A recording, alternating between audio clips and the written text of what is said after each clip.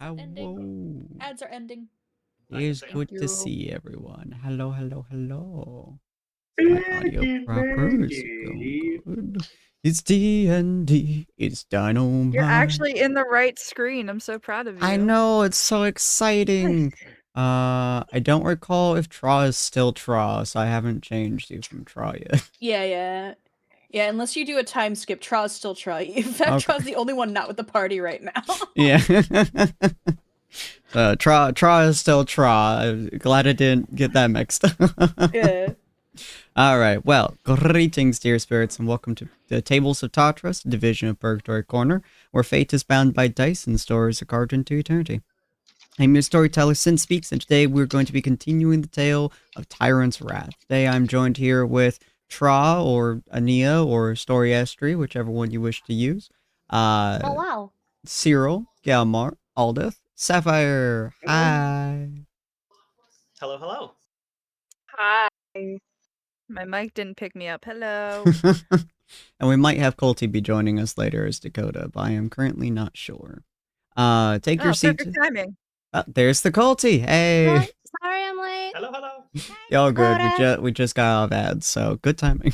But we are also here with Dakota Colty as Dakota. So if you guys haven't checked out my players before, go check them out. These links here. If you guys want to see more information about the characters that they are playing, absolutely go check that out there. I will be pinning it and leaving it pinned until the end of the stream. So take your seat to the table and let the threads of destiny unravel before you. Every story has a reader, and you should always share your stories. And I totally forgot to grab my water, so I don't know who wants to do the recap today. It's been a little bit. I've been very busy the past few weeks, so I'm a little bit memory blasted. I would need a start place to do so. Once I have a start place, I can usually remember. Try and remember what happened at the beginning of last session. We were talking with Hi, Gregory and Minerva. Oh yeah, that's right. Well, you do the recap, I'll be right back in game war. Okay.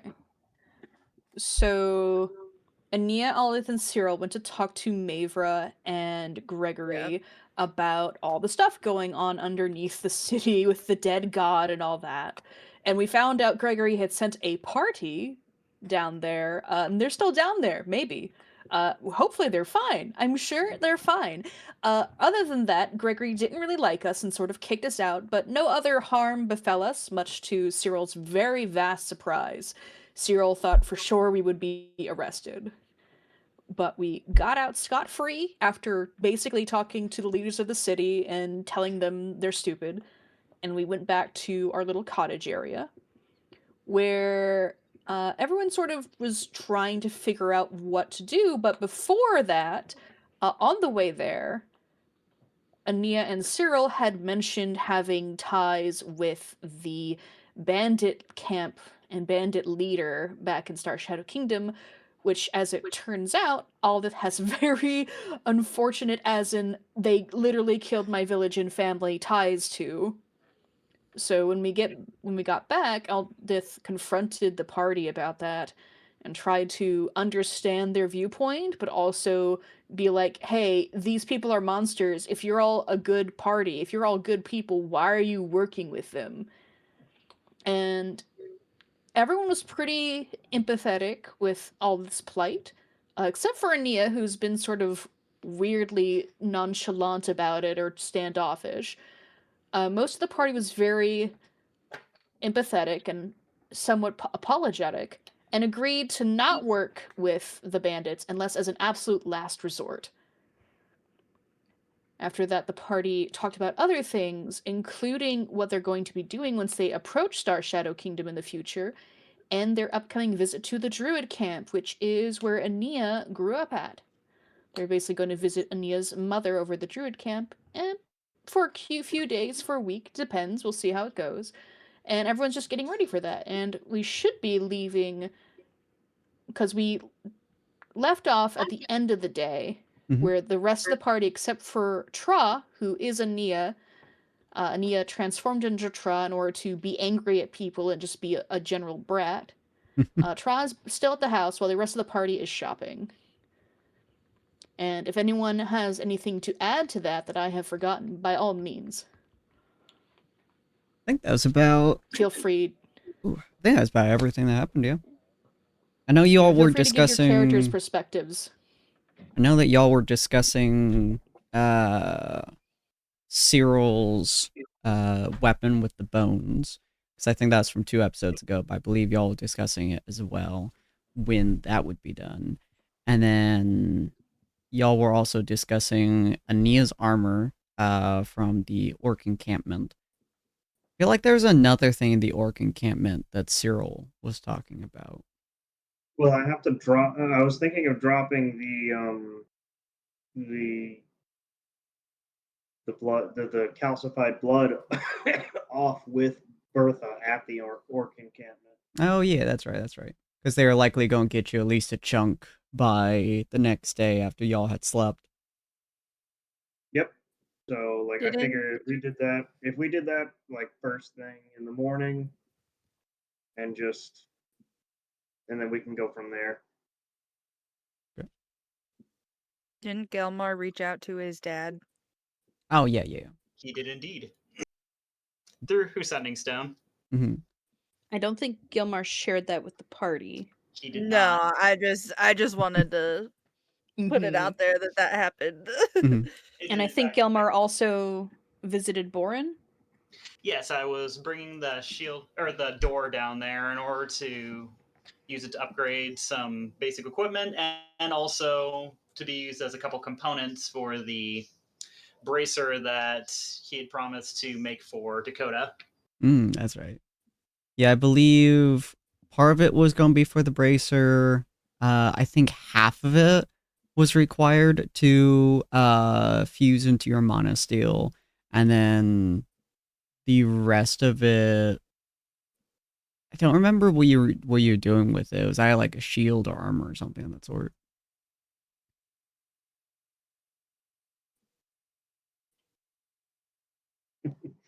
But yeah, Gilmar. so Sorry, you mean the bracer? no, the very small part Door. of it was for the bracer, and then Oh yeah. yeah, and then half of it was used for the would be used to reforge it into your weapon, and then the rest of it I couldn't recall correctly what you wanted to do with it. I honestly can't remember her saying what I wanted to do with it. A part of me kind of wanted to donate it back to Boren so the and the rest of the smithy just simply so that they could see what they could construct with it. Yeah, Good relations. Good relations, and because I have no idea what I'm going to do with it. that's fair. That's fair. All right, so yeah, you're able to talk with Boren about it. Obviously reforging it's going to take quite a while. So Boren's going to have like just kind of off to the side as he kind of waits for you to come back to fix up fully. The bracers are easy enough to make. So you essentially just like chip off a good size chunk of that shield, which is shockingly difficult to do even for Boren.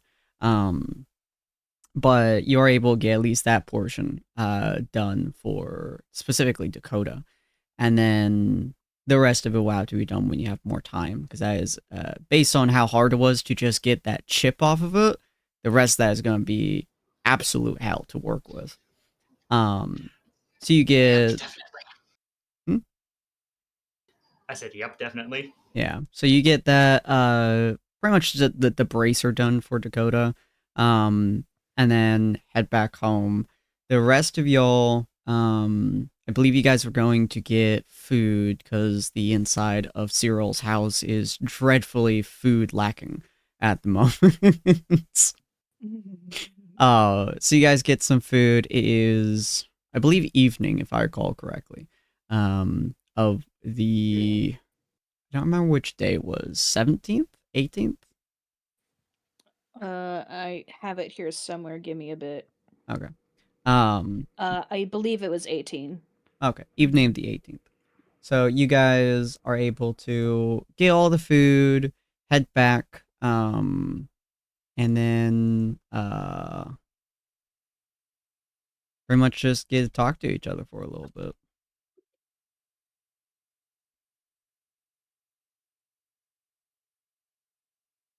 there's anything particularly y'all would want Is to there- say, or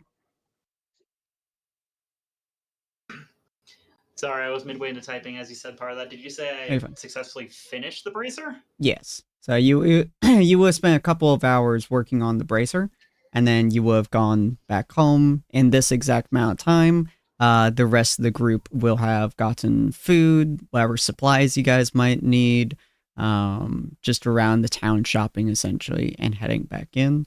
And Tra, have you been doing anything in particular as well? Tra's literally just been hanging out and working on the mask, the elk skull mask. Ah, okay. He's just relaxing. That's good. He does want to do something when the party returns, but it's not like important. Okay.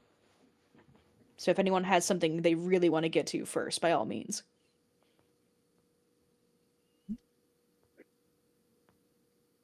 Well, I am.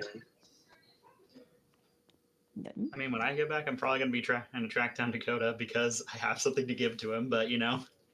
Very fair. That's so funny because Tra is also tracking down Dakota. He's so popular. You're so popular.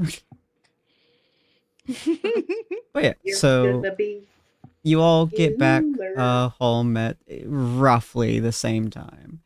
And as you guys get home, friggin' both Galmar and Tra just lock in on Dakota, just like just fucking laser eye targeting.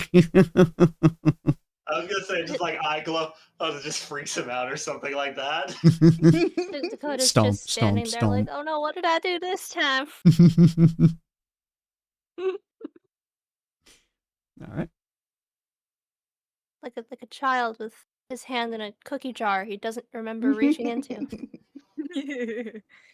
Automatic. My For the sake of cookie things, you want to jar. roll? We'll just see who goes first with this one, Ania. Tra is going to actually see Gelmar approaching, and he's going to stand back. Okay, then. He would yield immediately, I yield to unless Gelmar like reaches out and is like, "No, you first. No, you first." I'm not. I guess I could do a wisdom check for that, but I'm fairly certain Ania would be better at hiding the fact that, or that it matters at the moment. So I have no idea. Tra, Ania is, but is Tra? Tra doesn't care. That's right. Sure. It's a good question. Screw it. I'll make a save. Is it just to like judge how important it is, or what are you trying to figure out? Never mind. Actually, probably wouldn't even be paying that much attention to it. It's basically just in his mind of a, hey, I've got something to give to him. Shouldn't take me that long. Go straight there. Okay. There you are, Dakota. Uh, He's got something Sir? wrapped in his arms. What you got there?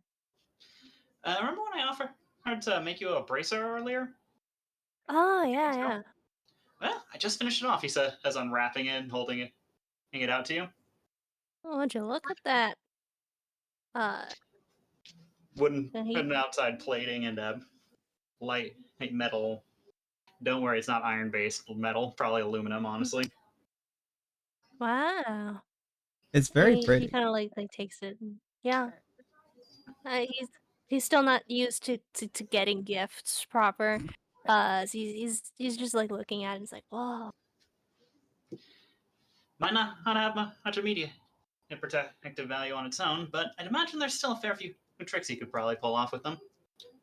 On that note, if you would be interested, I'm more than happy to run through a couple of basic training methods for how I like to guard with my gauntlet. I'd imagine they'd transfer over pretty well if you've got the time later. Sure. Yeah. It's always good to have protection for your gun arm, right? Yeah. Or any sort of arm that uses a weapon, especially. Fair. Anyway, I won't hold you up. I'm certain you probably have a couple other things you'd like to take care of this evening.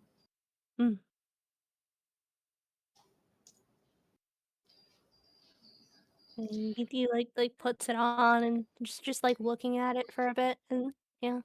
It definitely has a weight to it. Obviously. And you can like it feels not bad, but it definitely feels different. Like you've worn bracers, you've worn other armor before, and those all feel kind of lifeless to a degree. This one feels like it moves with you rather than you moving it, if that makes sense. Mm. Okay. Let me know if you can think of any adjustments I need to make to that. And he says, turning around to make his way into the house. Oh, this is great. Thank you, sir. My pleasure. And Tra like slides in, and he's like, Dakota. Sir? Draw? Etc. Yes. Whatever you desire. I have something to speak to you about. It's a bit of a delicate subject, and I'm not sure how to approach you about it. Well, you're approaching me now. So I am. Well, and he like gestures and starts walking. He's like, walk with me. Mm-hmm. I think better when I pace anyway.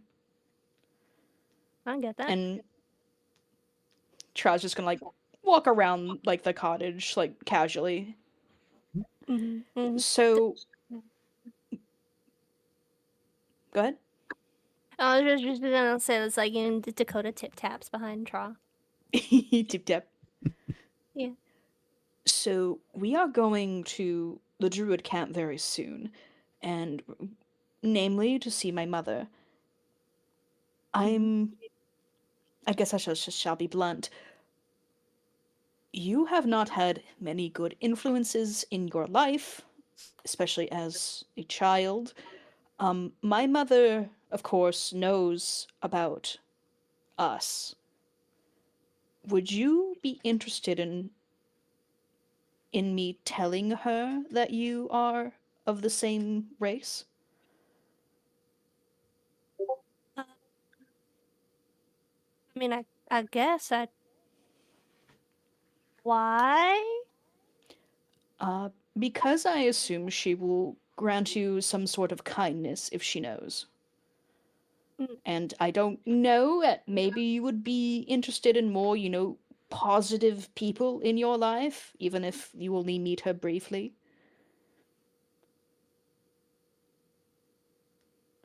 It Kinda. is yours. Oh, sorry, go ahead. Yeah, it's just like he kind of like pauses at that for a moment. The like he doesn't really know how to like respond to that, so he doesn't quite answer that. Actually, maybe I'm asking the wrong thing. Perhaps you would like to tell her yourself if you feel comfortable at any time. I will not make the decision for you. Yeah, I'll think about it. If you ever do want to tell her, just know that she, of course, knows what I am. She is my birth mother. So, yes, that's all. Oh, actually, there is one more thing, but it's unrelated. Mm. Can I borrow your sending stone? I have someone else I wish to call tonight. Sure, go ahead. Thank you kindly. And he will accept it.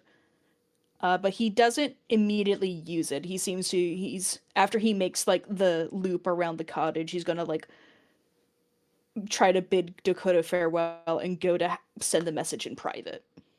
Mm-hmm. And he'll like keep on walking as he kind of thinks about it. Mm-hmm. And with the sending stone, Tra's actually going to send a message to Roderick. Ooh, interesting. And he Okay. does do it with Ania's voice. Mhm. And it's going to be, Roderick, going to Elven Kingdom, end of the month. Please no explosions. Also, did the Talons raid a town called, and then like town name of Elvet's town? Because we didn't. I forgot about that. 2 years ago? Well, Ray, what do you think about it being called the Lost Hollow? I fuck with it. I fuck Nice. with that, yeah. We'll go with the Wait, Lost isn't Hollow. there like a different hollow going on? There is the Hollow Haven. Oh no, it's okay. Yeah. So Lost Hollow. Yeah. Okay. A So lot just, like, of names remove, in like, this an A in world there. tend to work off of each other. Mhm. Partly because I'm lazy, but partly because there is like symbolic meaning to a lot of the names. But yeah, the Lost Hollow is the name we'll be going with. It takes a moment before you get a response, and the response is going to be we'll go with end of the month means that he would do. Yeah, he'll reply with 30 days, 15 time. I have to do like a timeline in my head to figure out specifically when he would do things. He'll go with Mhm. he'll go with end of month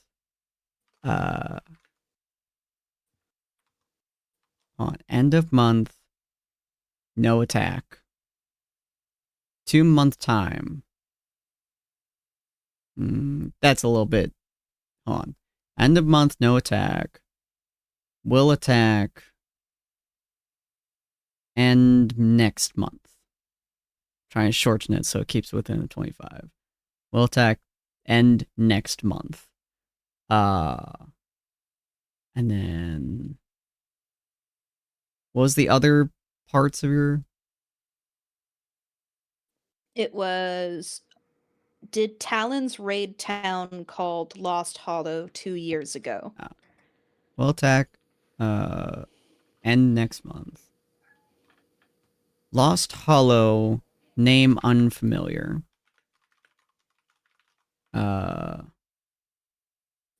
Crimson Talons do raid quite often. Would not be surprised. Okay, cool. And then Tra would like somewhere Tra would do like, I freaking knew it, and then he would like return Dakota's sending stone to him. Passes Dakota's Sending Stone. He's an asshole.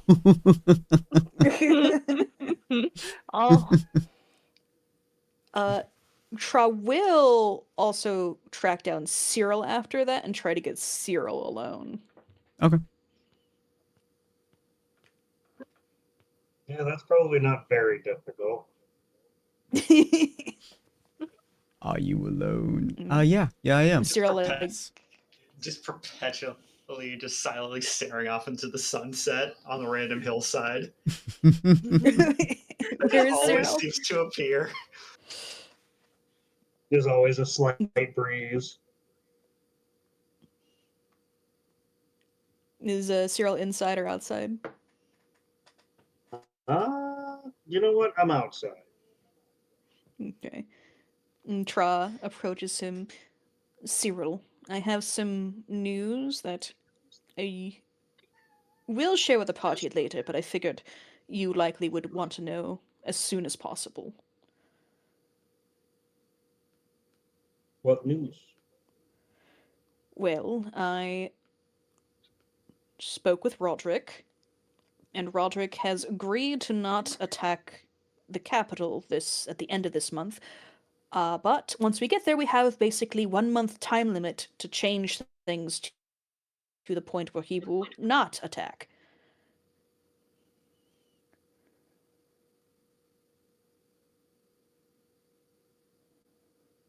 Never thought that Armageddon would be scheduled. Well, seems my rapport with him has gone well if he keeps to his word. So, we have 1 month time limit once we arrive. I suppose we can round it out nicely like that. I'll tell the party, I believe, after the Druid camp visit. I wouldn't want that to be on their minds while they're there. It's a good idea. But I figured since you and he like does a wave, like a sort of weird wave, and then like at the air. Since you message people, you might be more inclined to know and do something with the information rather than just worry on it.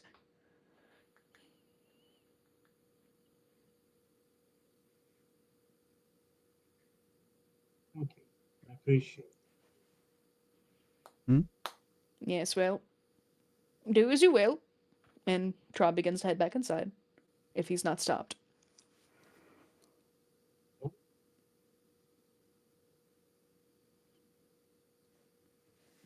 All right, fair enough. That is the end of Tra's errands. I'm sorry, he's done. Let's see. Sapphire, do you have anything that you wish to do at the night?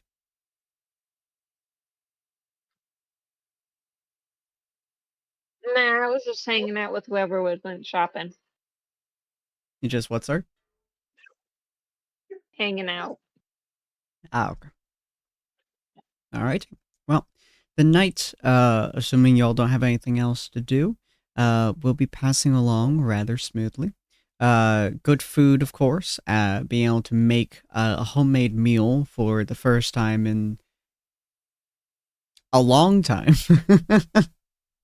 Hi, Puff. Is very soothing and very nice. It's a very warm meal, full of all kinds of stuff. Of course, separate ones for anyone who doesn't eat meat versus the ones that do. But it's a very nice meal. You guys chit chat for a little bit, just kind of relaxing, talking about whatever have you, whatever might come up at that point before the day, the night eventually comes to a close. Feel free to take a long rest if you guys haven't already, as you guys will be able to rest and be at peace for the most part. On the very few times that you guys have ever truly had a truly peaceful moment since you guys started your adventure. And I had to think about something real quick. As you guys are taking your rest, and just kind of embracing how quiet and calm and nice it is, especially since I assume you guys have fixed up the beds just a little bit, and gotten things a little bit nicer to a degree. I don't know how it might affect some of you, but it's a very weirdly quiet night. Like, there's obviously natural sounds from the world around you, that you guys have come to expect for most night times, but it's a little bit, I don't know what the word, more silent than you would expect, especially with the fact that you guys are just coming off of having been in, a celestial deity, have just escaped narrow death multiple times throughout the events of the last couple of hours, basically.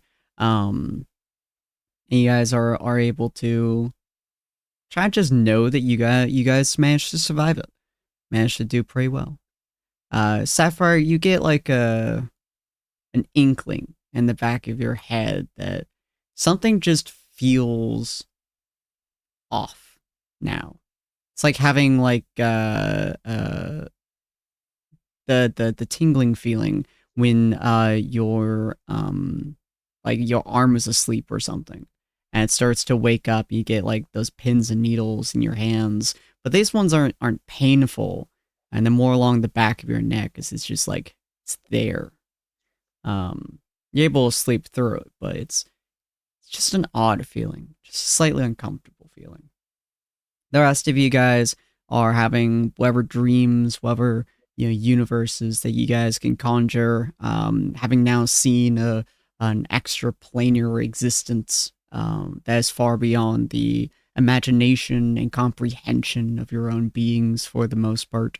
I assume for Ania/Tra, it's not as bad considering you were in the astral plane at one point. But but for Pretty most of bad. y'all, She would have. Hmm? I was just gonna say she would have switched back when she went to bed, if that's not too late to say. Yeah. Now I can switch back. Okay. Yeah, definitely an odd feeling. definitely a strange existence. And as you guys slowly start waking up, it starts to like kind of like I suppose work in your brain that you guys have now survived a very much so near death experience for Cyril about the 50th time in a row. But for most of y'all, it's been an existence. So take with that as you will, whatever that may be, however that might feel for you guys. Take that as that will. There we go. Oh yeah, so you all wake up, start doing your usual shtick of getting breakfast made, getting regular things done. Before we continue, I'm gonna go left to right on the screen that I see here, and I want you guys to tell me, how you feel about your party specifically. I want to get kind of a view into your character's head. Or multiple perspective. But yeah, so Ania, how is Ania slash Tra slash Epileth, but primarily Ania, seeing her party, either its entirety, the separate ones, however this question feels to you?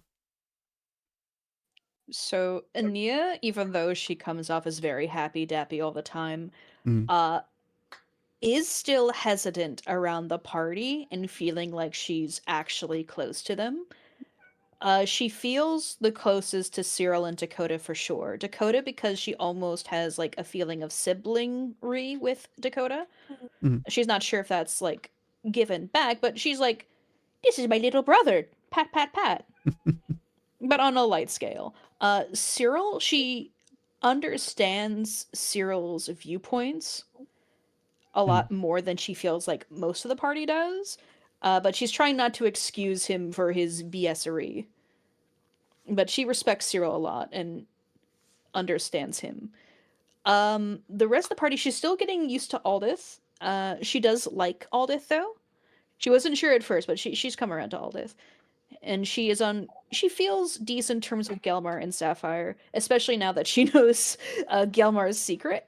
And she wants to help everyone achieve what they're trying to do, mm, even though she doesn't feel like, especially like family with them. mm. And whenever the group addresses like family, she's like, and stays off to the side. Interesting. Okay.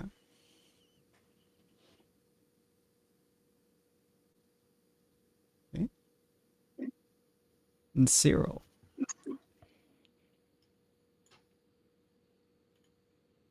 It's for Cyril. It's been a very long time since he's been with a group of people that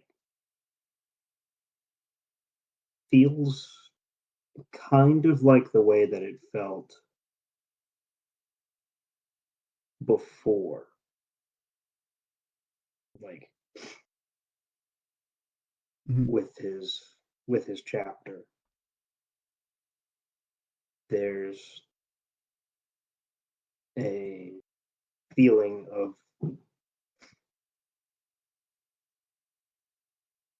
mm, protectiveness over everyone, but a respect for what they're capable mhm, of as a group. And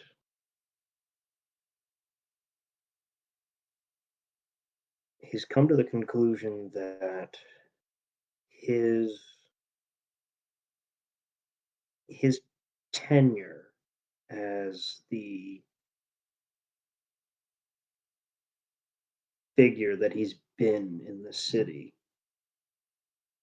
is coming to a close. mm, And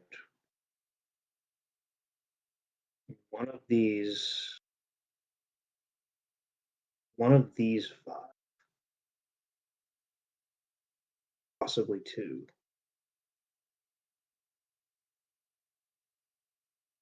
mhm, might be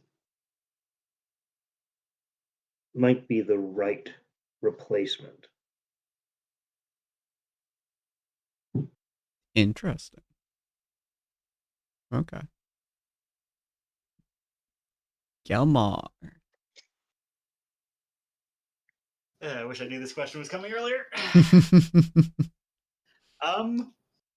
Here's something that's gonna feel a bit weird. He still has a little bit of hesitance of trusting a lot of the party members, given his general secret he has to keep, traditionally anyway. Don't get me wrong, he does. How do I? I'm sorry, Jesus. He seems to have taken a pretty strong liking to Aldith. It's so far easy to do that with an exercise buddy, and he understands the. I don't know. The loss. I'm sorry, I was not prepared for this question. You're fine. Good exercise buddy and sympathizes with her situation. Wants to help her out with that. Honestly, Ania is starting to worry him. He understands that she's the tricksy one. Cyril as well, though, mostly just say, this guy's going to cause a lot of problems if somebody doesn't redirect him sooner or later. Mood. Dakota he views as a valued ally that deserves protection, probably above all else at the moment. And Sapphire, while he does want to aid her with the ongoing situation she's facing, he's honestly not certain how to do that. Fair. Likes her all right, but hasn't spent as much time with her as he probably should have. Fair enough. All right. Dakota, how do you feel about your party at large? I think Dakota really just he really likes his party, just like in general. I think he really wants the party to like view him as someone that they can rely on. A large part of him still wants to feel strong, mainly because he's really conflicted right now, and he's really like confused by a lot of things.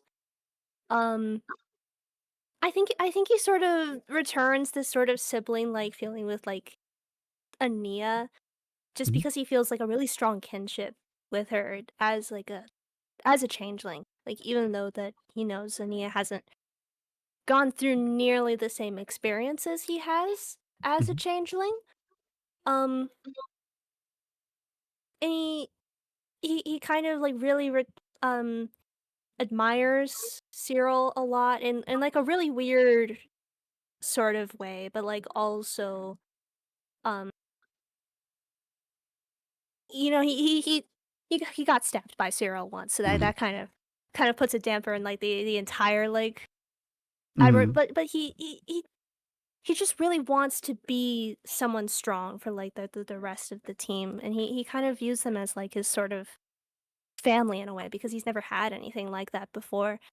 He knows that a lot of the team really wants to protect him, and he really appreciates that because he's never had that before.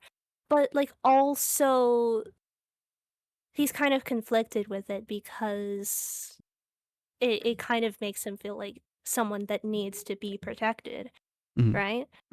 It's like with Aldith, because Aldith hasn't really like seen like Aldith doesn't know about his whole thing with like the elves. She hasn't like seen everything like about him.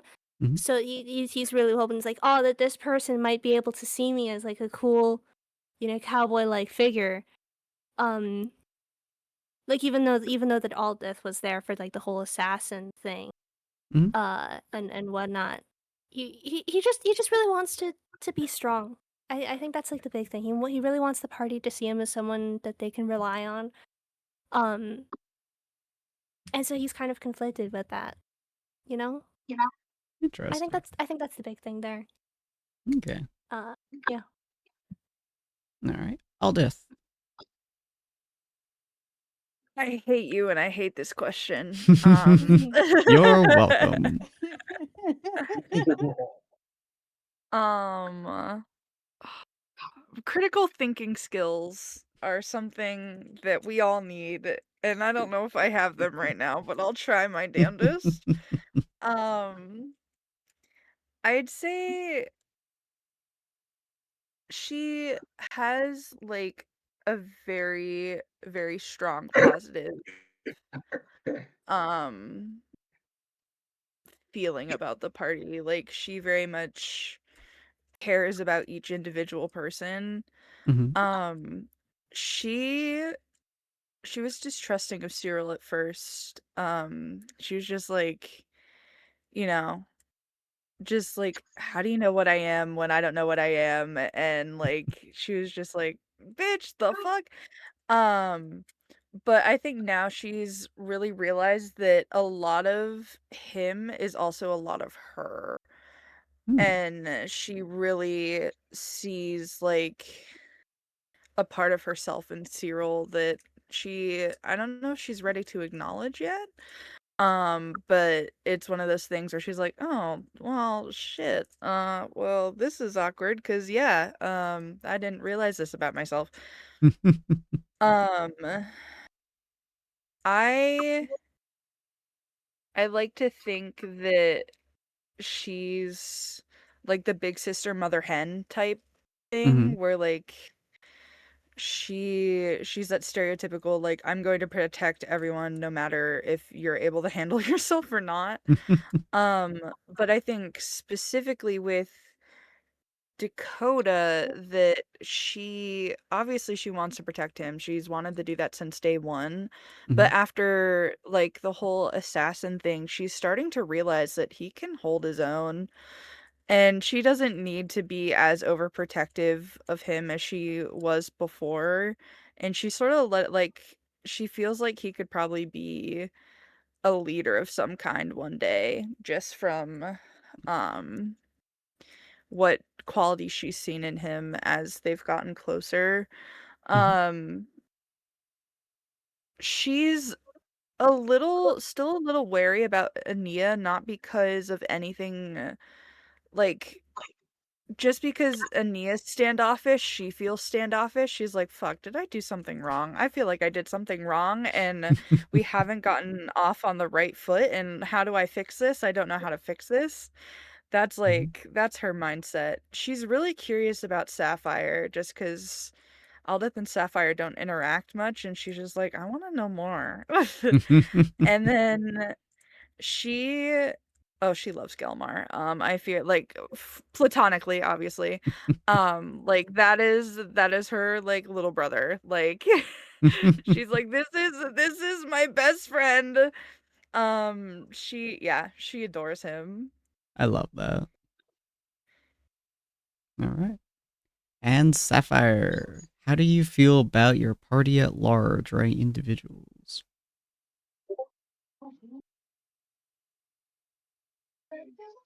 I think, like a lot of the party has said, I haven't had much time to think about it. But a small part of her has come to think of the group as part of her family. Mhm. Um, but mostly, like, she's still iffy about opening up more up to them, but Mhm. she's slowly opening up. She's working towards it, I guess. Mm. Okay.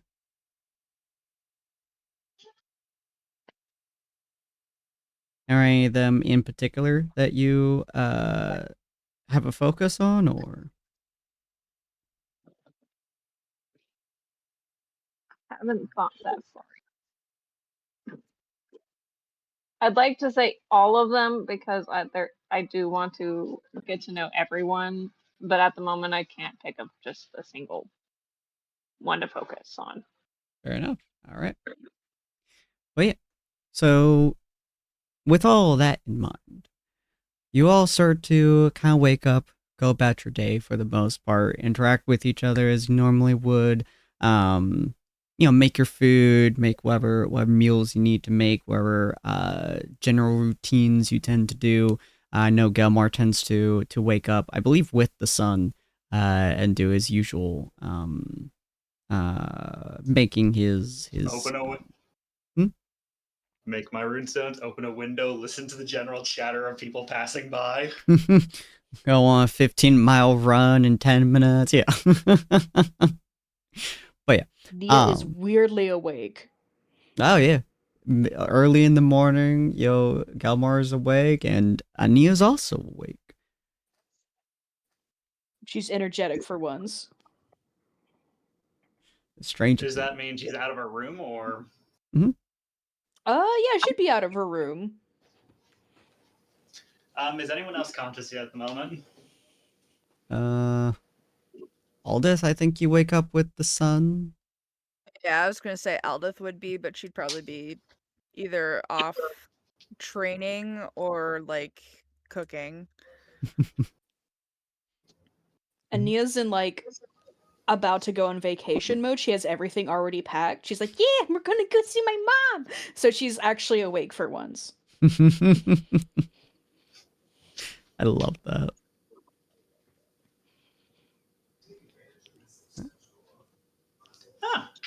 You're up bright and early? Yes, I'm very excited about today. Can't blame you. Big day. Big day. Say, do you have a moment to chat? Yes. What do you need? He looks towards Aldith, hoping that she's not listening in too deeply. Why don't you join me on my morning walk? I hate that idea, but I think I'll be okay. We don't need to go too far.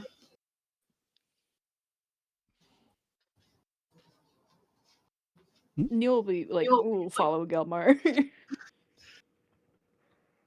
Surprisingly, he's not going down the roadways or the streets. He's looking for somewhere that's reasonably isolated from the air, or from.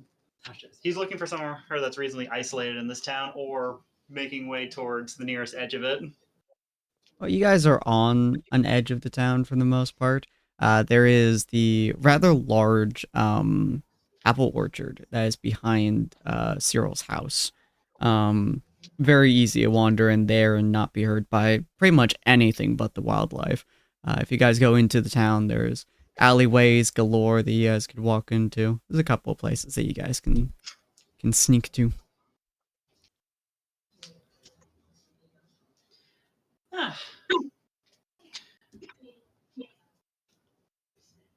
I literally just opened my mouth without not being 100% certain what I was going to open with. So I'm probably not going to open with this most serious question. You're good.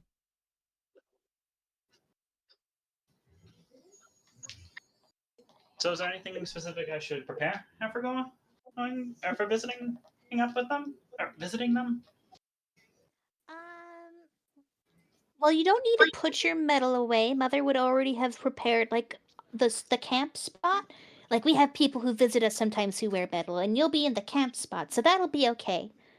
And if they have any rules about you not coming into the main circle with the armor, I'm sure they'll let you know. I mean, I didn't figure they'd let us into the main circle anyway, but I can't say I know that much about the druid circles, so. Yeah. He takes one more quick look around. I had a couple other more personal questions to ask. Yes? Well, firstly, how did you figure it out in the first place? My nature. Well, if you remember, I asked if you were a dragon, and then you had this big like reaction, and that means yes. How did you even get the suspicion? And she like pauses a bit, trying to remember. You asked me that before, and I had more to think of then. Was that after you had turned into a dragon in front of us? I think it was. It was not actually. It was Yeah, long Gelmar before I can did that the first time. Yeah, Gelmar can say that. Okay. No, I hadn't done that before, or that point. Oh, well, And she starts to like half circle him. you have a tail. You're silver. I think there were some other things, but how I figure things out is like gathering a bunch of clues that don't make any sense until they suddenly make sense. Oh, wait, I remember. I think when I was telling you about what I was, you sort of made some comments about knowing what that feels like, but I didn't think you were a changeling, so I went with the second best guess. But how did you know about that quality of dragons? We haven't been invisibly active in the world for 500 years. Oh, well, that's because everyone thinks changelings are a myth too, so I don't rule out any myths. He still looks like he's confused, trying to figure. He's still. I don't know how to phrase this. It might also help if you don't think of it as in, I figured it out, rather more, I had a suspicion that you confirmed. I'm still just confused as to where the suspicion even came from. Oh, that's because I'm suspicious of everything. Remember, I was just saying Gregory might be a changeling the other day? I guess I would make a couple bits of sense, but I'm not convinced. You, like, think I'm lying, or you're just confused, or... No, I'm sorry. Pardon you. I understand the logic, and I understand that you could see that being correct. I can as well. I'm just not 100% certain that's the conclusion I would come to yet myself. Well, we're not the same person, silly. Oh, of course not. The conclusions I would come to are very different from the conclusions you would. Yeah, he's his hand to his forehead. No, he's not the thinker. But,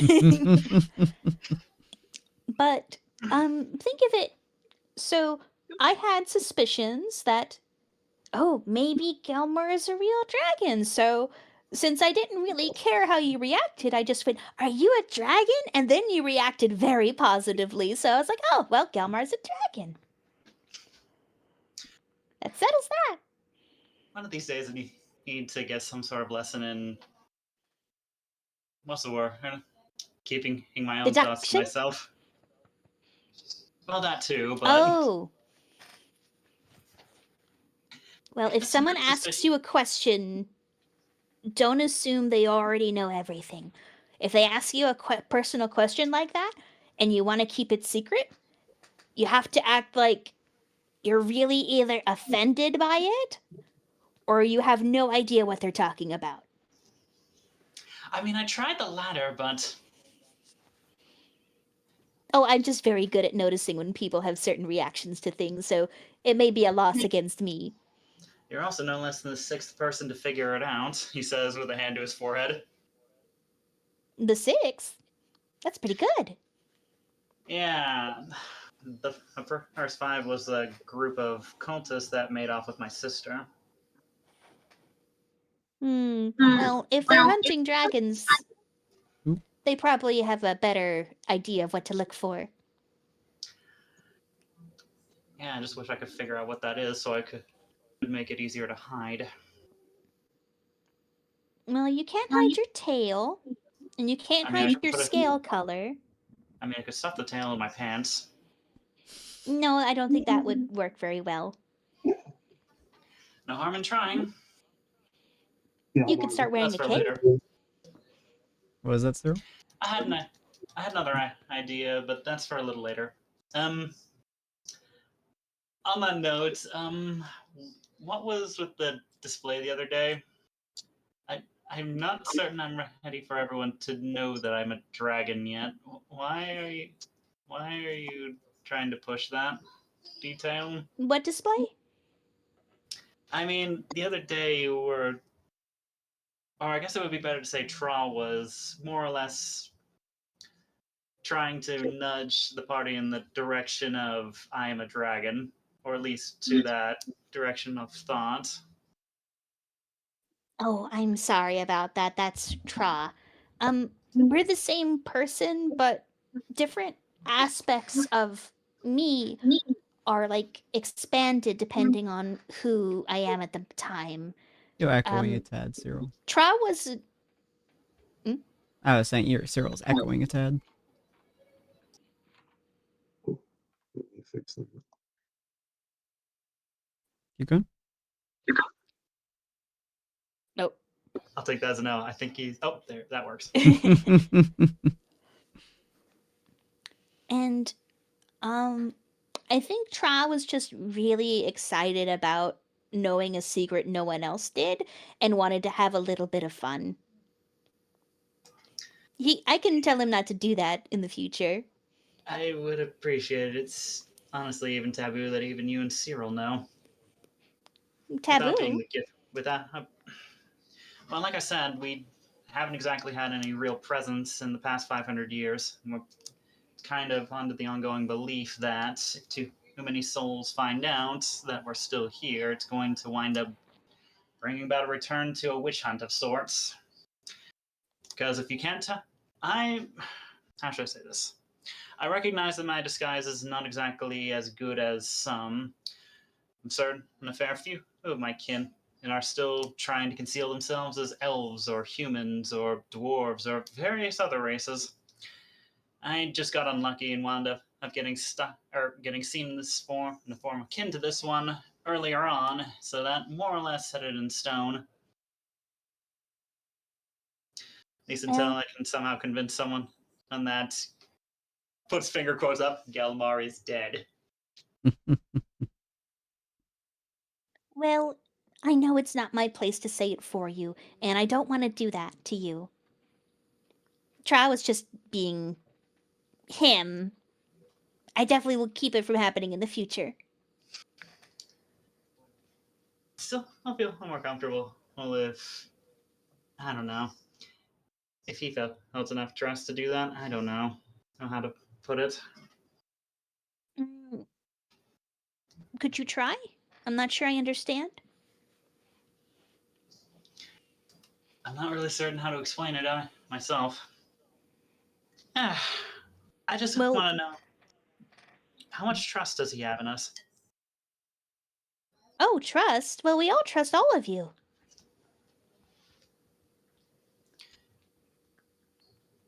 Maybe it'll help if you give me context of what you're asking about the trust factor for. I'm not even certain in how to phrase it myself. He said, slapping his forehead. Do you mean trusting everyone to know you're a dragon? Because absolutely, they would be so thrilled. Aldith and Dakota would be so excited to know you're a real one. Sapphire would probably think it's like cool, but in a quiet way. Still, none of you are among the dragon gifted, so I can't really. So it's not exactly an easy thing to pass that truth on. Well, you don't have to. Sooner or later, I'm certain that they're going to find out in some way. I'm just trying to figure out how I'm going to somehow manage to clear all the dragons out of the Obsidian Wyvern's den before we get there. Why do you need to do... Go ahead. Because something tells me at least one of them probably is still in their true form. And I don't think they're in on the prospect of we use a spell to make ourselves look like dragons, because it's technically the other way around. But what do you mean by doing that before the party knows? Well, like I said, we haven't had presents in 500 years, and we kind of want to keep it, and we kind of want to hold on to the story that we are extinct. It makes probably everyone's lives easier if we do that. So, are you worried that the big dragons are gonna be mad you told the party? Yes, but that's also not the whole truth either. I guess I am just clinging too strongly into the traditions. It probably doesn't Cling matter. to them all you like. It probably doesn't matter as much these days, but it is still not exactly a light thing. You can just pass it on. Well, are you trying to get me to convince you to pass it on? I'm not sure what you're trying to express to me. Because I'm not going to convince you if you're not sure if you want to do it. I mean, I could probably convince you if you wanted me to, but that's like an abuse of my powers. I think I'd Sooner or later, I'm certain that the rest of the group is going to find out one way or another. I'm just not certain, and I'm ready to tell them yet. Well, then you don't tell them and let them figure it out, and then you can confront it when it comes up. Yeah, that's going to lead to pain. That's going to lead to a lot of physical pain later on, but hey, Then you can tell them yourself and save you from the physical pain later and choose when you talk to them about it. above game, this I have communicated nothing. I have said and communicated nothing that I have been intending, and my headspace and my actually this. I remember a long time ago finding a page or a joking sign they hang on the wall that said something along the lines of "Warning: Mouth works faster than brain." I feel that. You can take your time if you need to. I know Ania talks fast. I can slow down as well. No, you're good. I've just never really been good at this. Just IRL.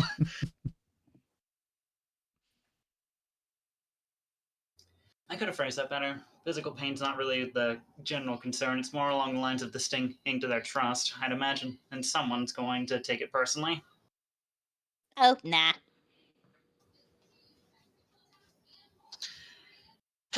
If you're certain. Even so, looking up towards the tree, I'm going to try and pluck a couple of random apples just simply to make it look like we were doing something out here. That is not a difficult thing in the slightest to do at the moment, so you are welcome to pull off a couple. I don't remember when apple harvest season is. It's autumn. Oh, okay, then yeah, there'd be quite a few apples on the trees, so easy enough to do. I mean, you didn't feel upset when you found out about me or Dakota. I don't know why everyone else would be upset if they found out about you.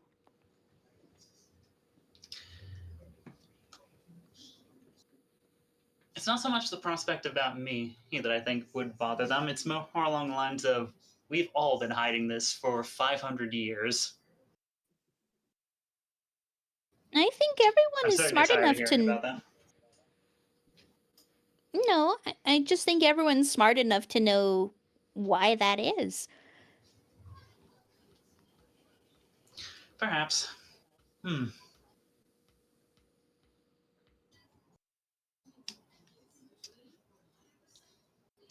I have one of my hand axes on me? Part of me kind of thinks it could be fun to just be testing it on one of these axes, testing the edge. You almost certainly would, yeah. Are you going to be testing it on the tree? No, it's just mostly going to be a try and use the hand axe as a very, what's the word I'm looking for here? Clumsy knife to cut up the apple into slices. I cannot imagine you go pretty much anywhere without one of your hand axes, so yeah, you would have it on your person. I mean, probably you leave most of them with the weapons, but you know. Mm-hmm. To be fair, our hand axe is a bit smaller, so it's probably a touch easier to conceal. But Yeah. I don't know. But yeah, you definitely have one on your person. I suppose outside of this, how do you feel about all this? About what? Well, we're about to go. Well, aside from making a visit to your folks' circle pretty soon here, we are preparing to go to the Elven Lands for a whole bunch of activities that most of them would probably consider dubious at best. A lot of things.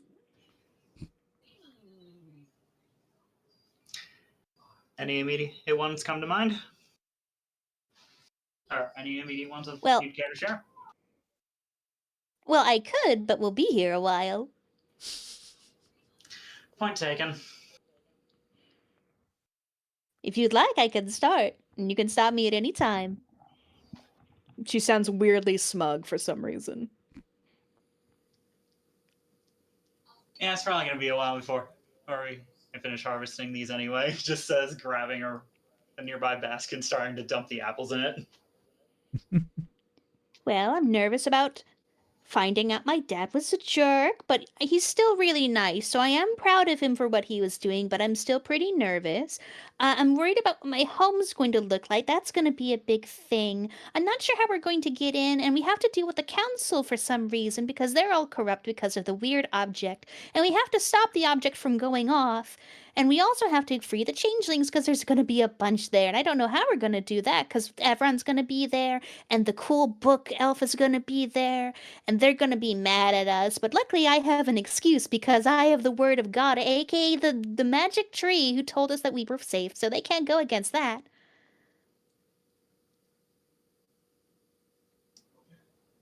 I know I just got done saying that we probably don't want to reveal the truth to everyone, but do you think the Elven capital, or do you think the residents of the upper districts of the Elven capital know about the dragons? What do you think would happen if What do you think would happen if they burst out of the nearby Obsidian Wyvern's den or chambers and took wing directly in front of them? That seems like it would reflect poorly on them. Well, it can go a couple of ways. One, they'll be thrilled and try to get dragon power somehow. Two, they'll cover it up and say it was a mass delusion of some sort, or there was maybe a magic, like a parade or a festival, and like, ooh, magic dragons, everyone loves those. All of them bursting forth from what is presumably one of their secret facilities. I think there's going to be a lot more questions that they don't want to have to answer. No, then they'll And just pretend it was a big festival thing. I mean, I guess, but festivals usually are expected to be planned for. So what You are they going to say? underestimate. It was just going to be a continuation into what I was saying. Well, you'll underestimate how much magic or illusion magic a good elf wizard can do. It still doesn't really answer the question of, no, a festival was scheduled. Why would there be festivals here? Or why would there be festival supplies out? Do you actually want the answer to that? Or are you trying to find out something else? Because we can go down this rabbit hole, but Honestly, the actual answer would probably be helpful in some ways up there. well, they'll just make one up. They'll say it's a surprise. If they do go that route, but that's not guaranteed. That's just like a theory. Yeah, fair enough. I don't see it likely that any of the survivors or whatever is going on up there are likely to try and retreat in dragon form anyway. Then again, assuming they're in anything similar to the same situation I'm in, they probably won't even have the power to do it. Very possibly. And they wouldn't want to bring the attention to themselves, especially if there's some that are wounded. On that note, I had another thought that I wanted to bounce off of you. Hmm? Well, the last time we had a run-in with the Obsidian Wyverns, the only member that we actually saw on the face of was a Dragonborn, right? Yes, and he got away. You don't think he was an enslaved dragon, do you? Ania full-on shrugs. He's going to pull aside his collar, or it's a gesture at the runes going across it. I had a few of these looked at. There was a number of runes on it that didn't quite operate as they'd intended. One of those runes looks unnervingly similar to one of mind control. He says before letting him go, Ania, they were trying to make me into a personal slave, and I suspect that he succeeded on a few others. Ania is gonna like start heading back to the cottage, but very slow. Like she's keeping pace with Gelmar, but sort of rounding that way, and she'll be like, Well, there's lots of things that could go on. Could be a dragonborn, could be a dragon who thinks he's a dragonborn. I don't think he knows he's a dragon if he is a dragon. Might you say that? Because of how hateful he was towards you and how much he laughed at me when I tried to ask him stuff. I almost wonder if he's just a direct puppet, not even a voice of his own at that point. Why would you care if one of your puppets is destroyed if you've already got hundreds more? The next time we have a run-in with one of them, I need to check. How? Probably he's something akin to what I did with the first one. I need to disarm him, I need to make him incapable of fighting back, and I need to get a look at that neck. Or the Well, wrists. do be careful with that. There's probably a few that wear them just to trick people who try that.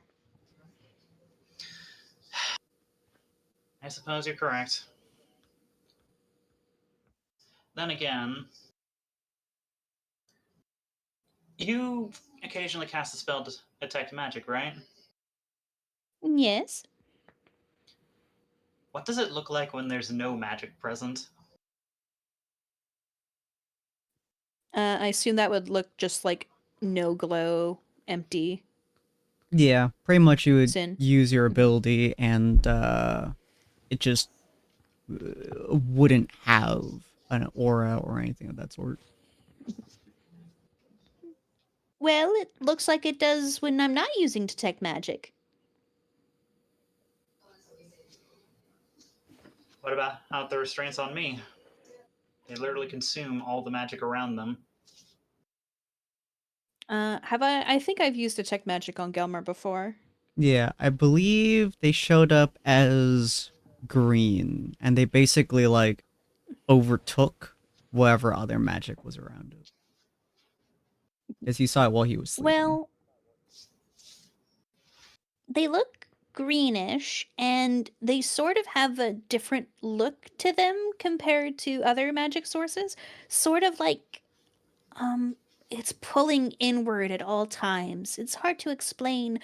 But you could probably find an item that detects magic, like glasses or something. I think, actually, didn't we get some for Dakota? Above game, I do not remember this.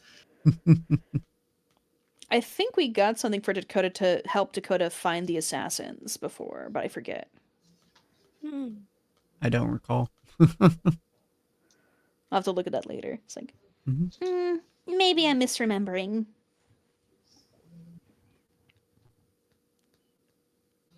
Well, it can't. but I'm won't sure you can exactly find hurt. one. It wouldn't exactly hurt to be looking for it. I suppose while we're on the subject, have you had much more? What's the word I'm looking for here? Do you think we're ready to try again to get these off? Yeah, we'll think on it. It's like, Well, I am stronger now. And We we do have a few could. more resources. We could also ask, Life Learner. He might know something. I do want you to meet him anyway.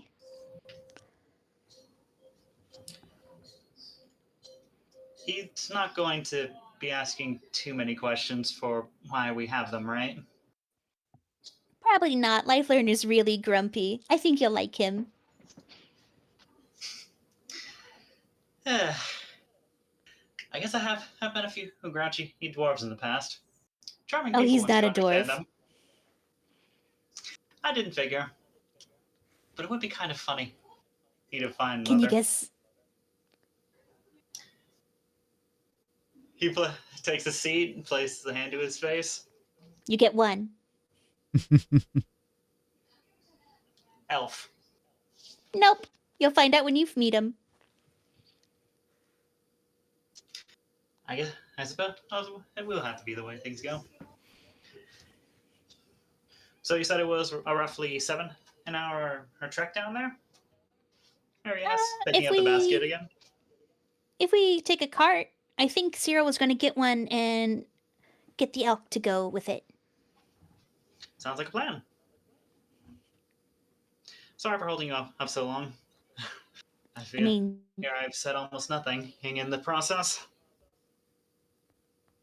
you're not holding me up, but did you figure out what you wanted to get out of it? Or what you wanted to say for real?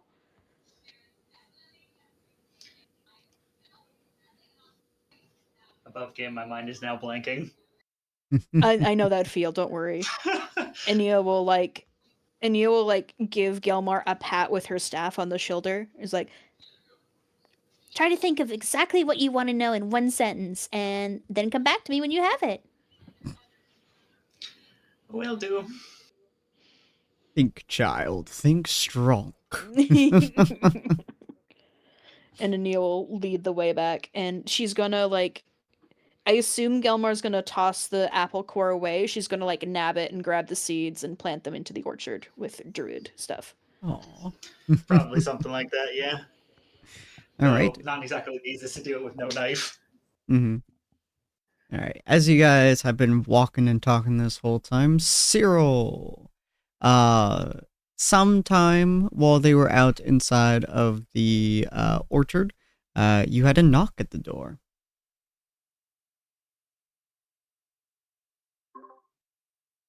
Well, I mean, obviously I answered the knock. Oh, you're super quiet. You're my very friend. quiet. Nope, let me fix that again. How about now? Same.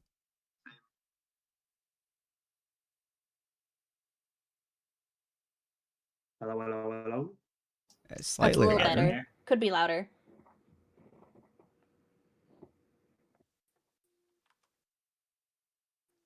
How about now? Slightly louder. About the same as last time you Why tested isn't it. it working? Oh, a little bit. What did you change? What did you change I don't to know get what rid I of the echo? How about now? That's about good, yeah. I think we can turn you up on our side now. I can, yes. I was about to try and guide him through the process of increasing the audio levels of his microphone through his main system, but I'm really not certain how to explain that because I don't know how Windows 11 handles that. Yeah, you're all good. I'm not even on Windows 11. I'm You're on your iPad, I think, right? using right now I'm actually on my laptop. Oh, okay. Um, Do you know the operating system? it's Microsoft. It is Microsoft, but it's like Microsoft 360 or something. Well, Microsoft is the primary developer for Windows. Well, no, they're the sole developer of Windows. Mm. Basically, I'm still on 10. Ah, okay. How? It just lost support. You could still be on it even when it loses support. My mother and my brother, I Yeah, think, are both on it. I mean, I barely use security issues. I barely use the laptop for anything. Like, this is the only thing I use the laptop. All right, fair enough. But yeah, you get a knock at the door, Cyril.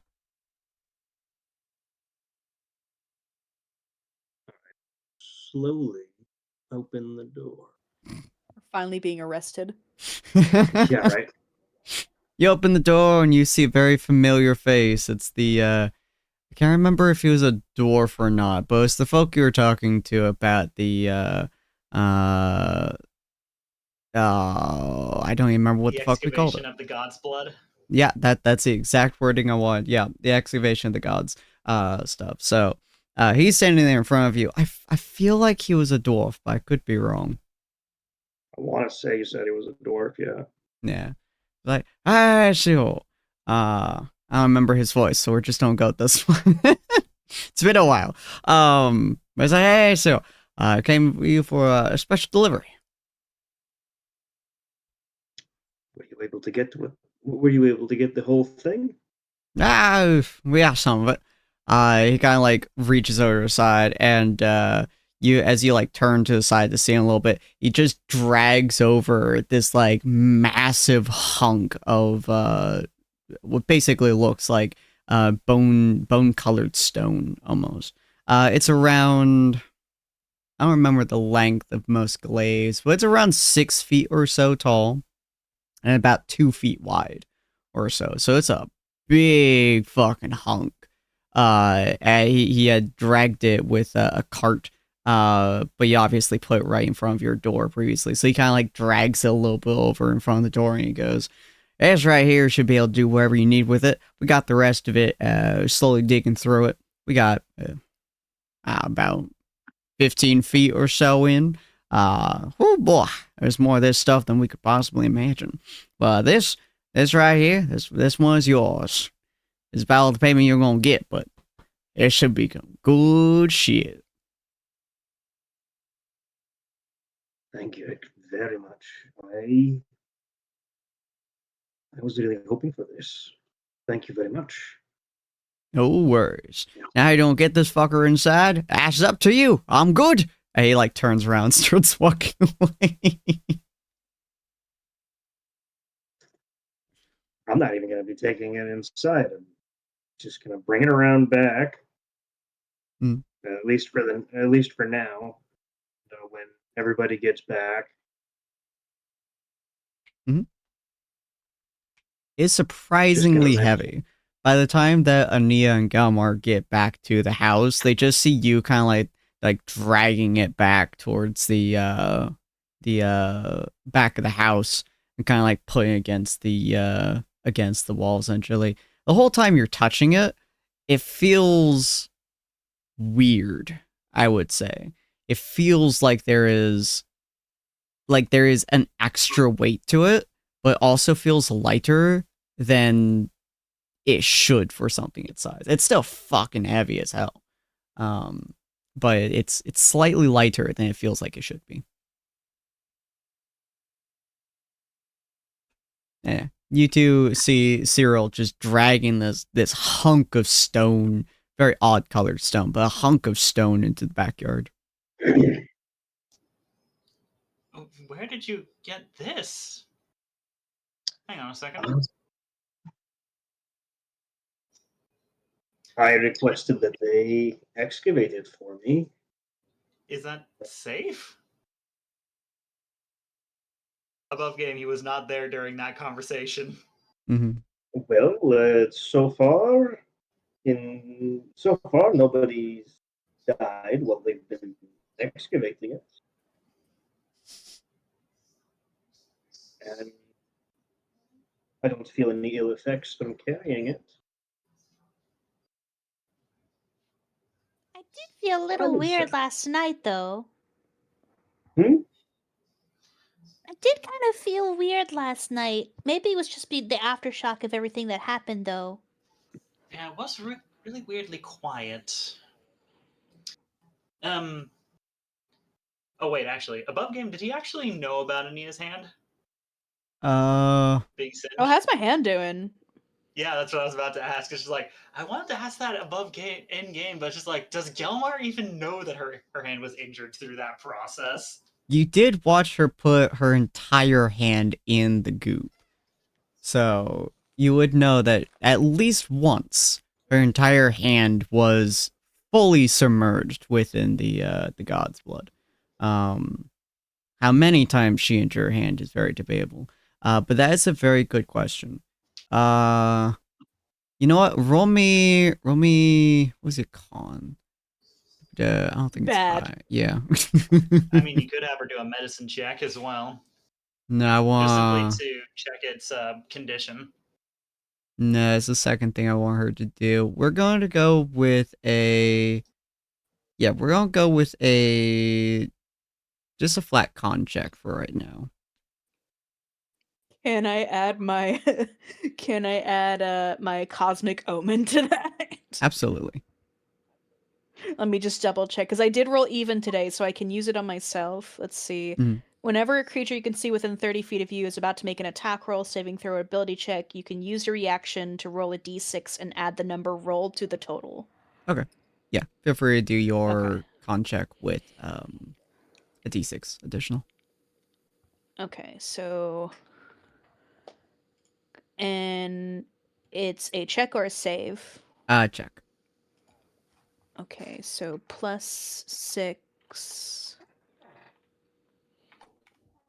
Wait, plus 1d6. Yeah. I think that'll work. And then While this just a happens, check. I have a question. Ooh, interesting. Would Aldith be seeing Cyril at the window carrying this thing? Oh, absolutely. It takes him like a solid 20 minutes to carry to move this thing to the backyard. You 100% would be able to see it, and as well as hear it too. he's like dragging over gravel and shit. Aldith is gonna open the window and yell at him to be careful.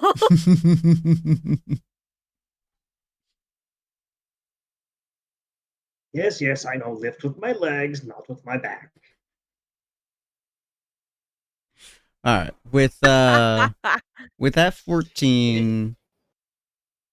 Oh my god, that's actually a really good question. Okay, so just as a reminder from me primarily, you had the instant where you put your hand fully within the god's blood. You had Yeah, and you got sprayed by it too, I believe. Yeah.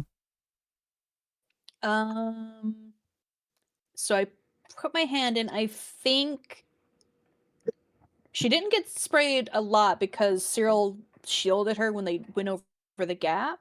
Mm-hmm. I think she did get a little bit later, and like I think her cloak took a lot more damage or something. Oh yeah, that's right. 'Cause your And cloak that got burned. So that was a bit later, but that was pretty minor compared to plunging her hand into the goo. Yeah. And it was really badly burned when she took it out. Mm-hmm. So I would say with that 14, your hand has pretty much just been constantly stinging, ever since you were inside the dead god. It's not like a true burn. Like your hand does look more or less fine, but it is like in a constant state of pins and needles for the most part. Even when you shifted over to Traw, it still hurt to a degree. Which is super weird to you because most times when you switch your forms, your wounds don't necessarily carry over. They can if they are deep enough, but especially most like surface level wounds tend to not quite disappear, but they do tend to change when you switch bodies. But this one has fully stuck with you regardless of which body you've shifted into. And it's almost like there's a phantom pain sensation to it, too. It's almost like the pain is not coming from your hand, but it's coming from around your hand. Like, it's like you put a glove of pain on your hand, if that makes sense. Yeah, I think so. Yeah. It's a very weird feeling, and it's super hard, even for your brain to conceptualize. Especially after a good night's sleep and good food and stuff, the fact that your hand is still hurting to a degree is weird, to say the least. Okay. But from visual speaking, there's no issues with it. It's just as fine as the other hand.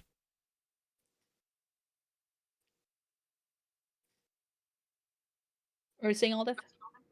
Would Aldith feel that too? Because like she was really heavily sprayed when we were down there. Because I know she was like tripping balls at one point. Would she feel that on her body as well? Yeah, you got absolutely drenched in the stuff.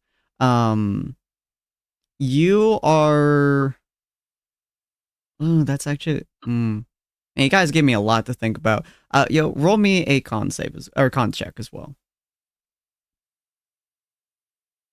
Would you like a cosmic omen +6 or plus 1d6? Nah. Okay. With +1 from your charisma, you go all the way up to 14 as well.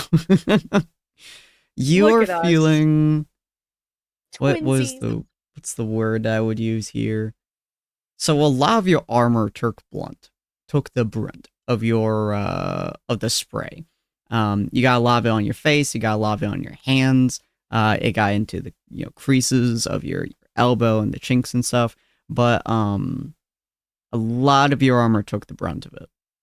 And your armor is decently damaged, but Gelmar is more than capable of fixing it. So, but I would say you're not feeling pain necessarily. Your body is you have a constant tremor at this point, which is kind of weird. You're like always shaking to a degree. It's barely noticeable, but especially while you're holding your sword, you can actually see the tip of your sword shaking from it. Especially while you're cooking and stuff. Like there's a very minor shake to it. And you're definitely feeling like, I suppose the would be a longing for something, but it's not super affecting you at this point. Okay. Thank you. Mm-hmm.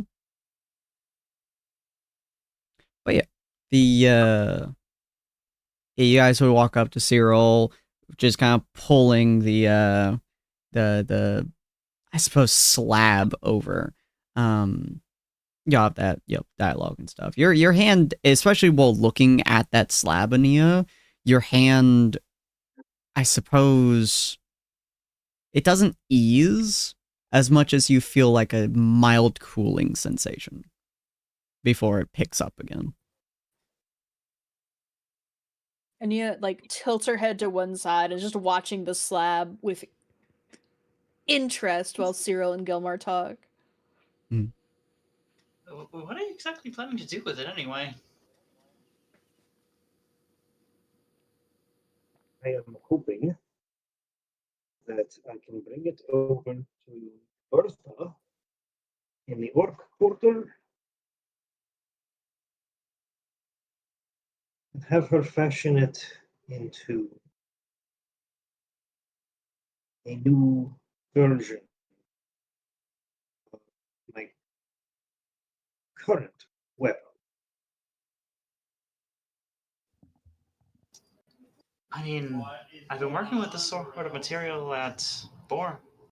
At Smithy recently. But it is, from experience, extremely difficult to shape. Well,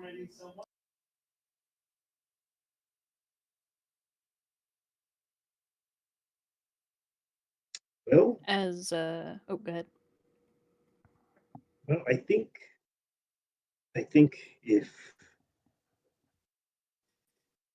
she feels that she's not capable of doing it, I will bring it to to Warren then and ask the same of him.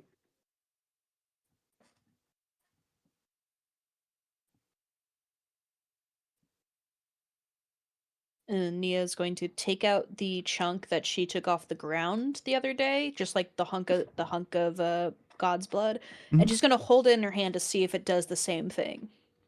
Ooh, interesting. Yeah, as you pull out the chunk, I assume it was in your bag. Yeah. And you pass over to your other hand, the, I suppose, glove of pain fades momentarily. And Nia does a pronounced sound.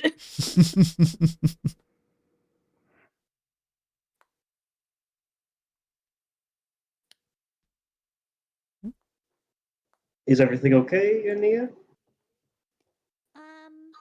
Well, I put my hand in the blood, which is also what is used to make moon dust, and it sort of feels better when I'm near that. And she points at the slab. Delmar staring between both of them. That sounds unhealthy. Are you sure your hand's okay? Well, it's been kind of weird the whole day, but I mean, it's only been a day, and it was a really extreme wound. But it feels better when I'm near it. And she puts the rock away. The pain does not return except until like 4 or 5 minutes later, where it starts to creep back Mhm. into your hand. Okay.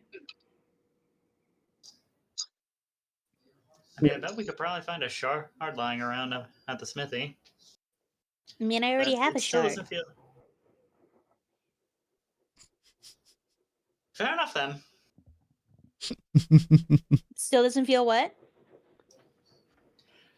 I was about to say, it still doesn't feel healthy though. Just got that strong of a reaction just for being near. Well, it was used to make a terrible, terrible drug. Yes, it was. Hey, Was anyone else? Did anyone else get? Did anyone else get the blood on them? Do we remember? Aldith? We had to take a break for Aldith. I got some on that door. The door's not a person, I hope. I sure hope it's not a person because I've already had it cut up. Well, if it was a person, it's not anymore. I feel like it would have made some kind of noise. But yeah, Aldith got splashed. We should check with her because it could Ania, hurt. Ania knocks on the window that Aldith had opened.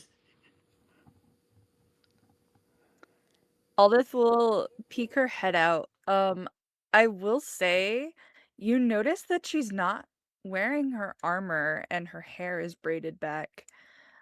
So her little ears are like actually like pretty visible. But she's like, "Yes, what do you need?" Hi, Aldith. You look pretty today. Do you want to come out here for a second? She'll blush at that, but she'll nod and she'll make her way out. As you see her, she is wearing there's no armor to be found on her actually. She is wearing rather civilian clothes.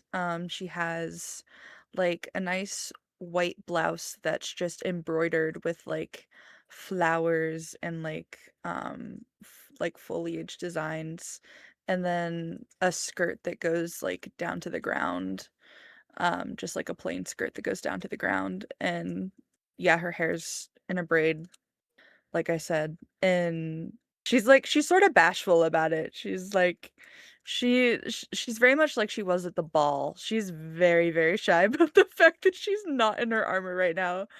But she'll come to you guys. Unfortunately for Aldith, Ania is looking at all the pretty clothes with intense interest. Stares intensely. Shrinks in embarrassment.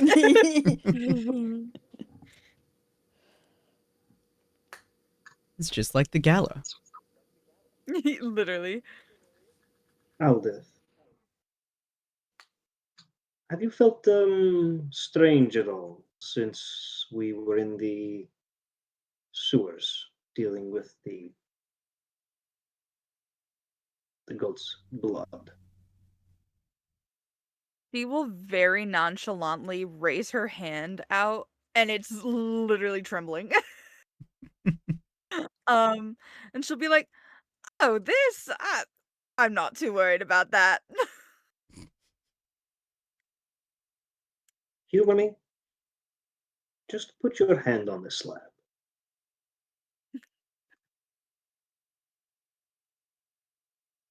She'll hesitate, but she'll listen, and she'll like very, very delicately just like touch it. Okay. As you like gently touch the slab, you don't actually feel better. As you like are touching the slab, your hand, obviously is having that tremor on it, and you guys can see like her hand is like practically tapping it from the fact that it's shaking left and right so much. But it just kind of continues to shake. Even as she puts like her full palm on it, if anything, her shakes get ever so slightly stronger.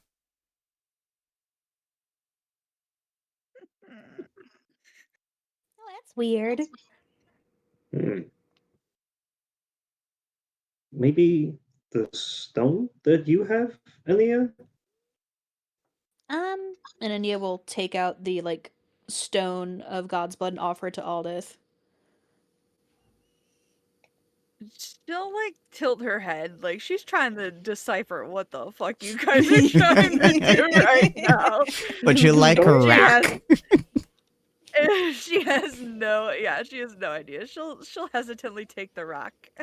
As you're holding the rock and you're kind of looking at it, the only thing that is going through your mind right now is roll me a wisdom saving throw real quick.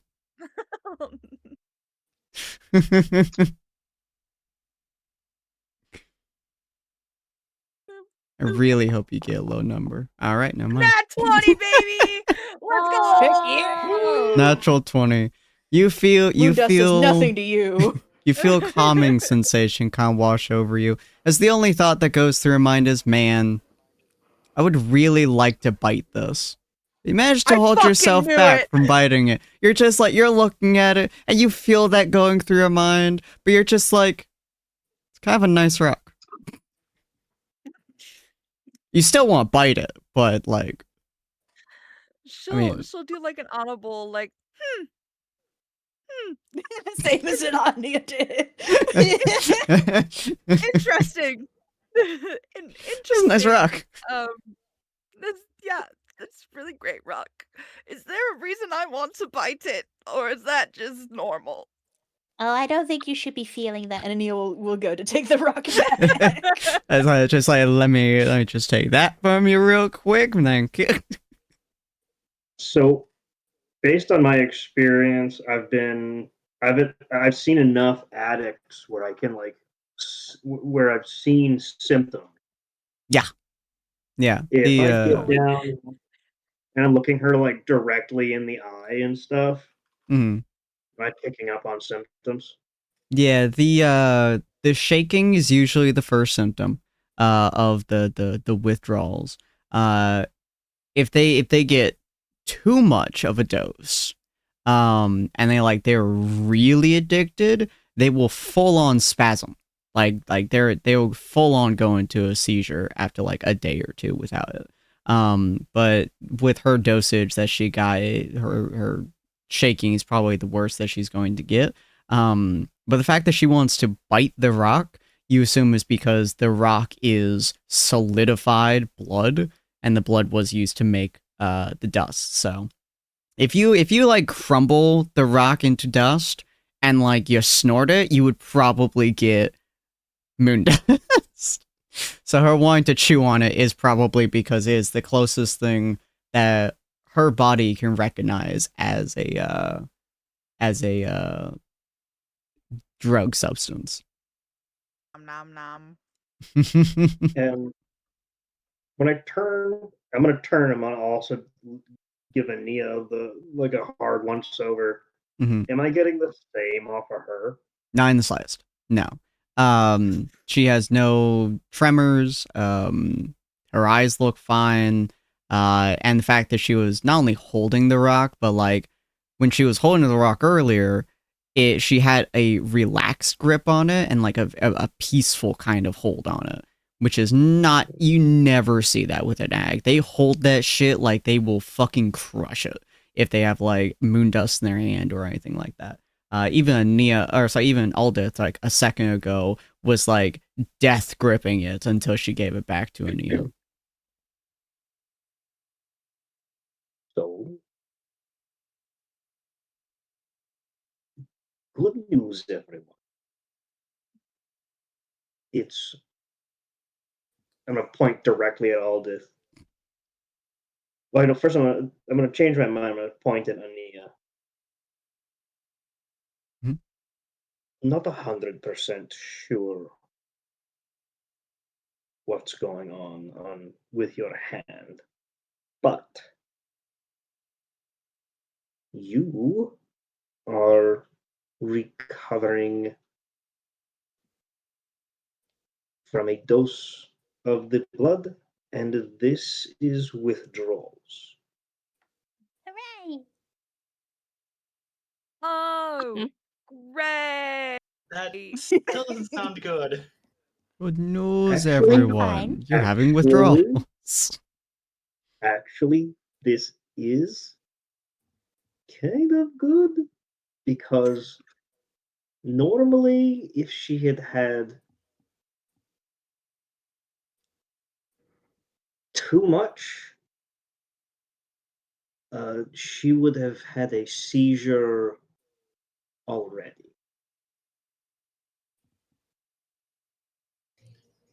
Will she recover? Yes, with time. Yay! How long is in time? It really depends I on the don't person, really. Cyril. You've seen some addicts recover in less than a day. You've also seen some who take like 4 or 5 months to recover properly. Especially if they get any sort of moon dust source. If they get bad enough, they will fight like a wounded dog trapped into a corner to get that shit. And you've seen some of them do some bad shit for it. But those are usually the ones that take a couple of months to recover. But some only take like a week.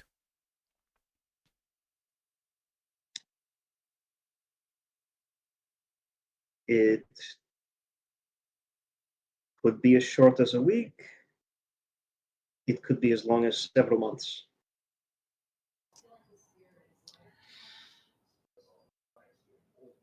Oh, that's cool. She'll be fine.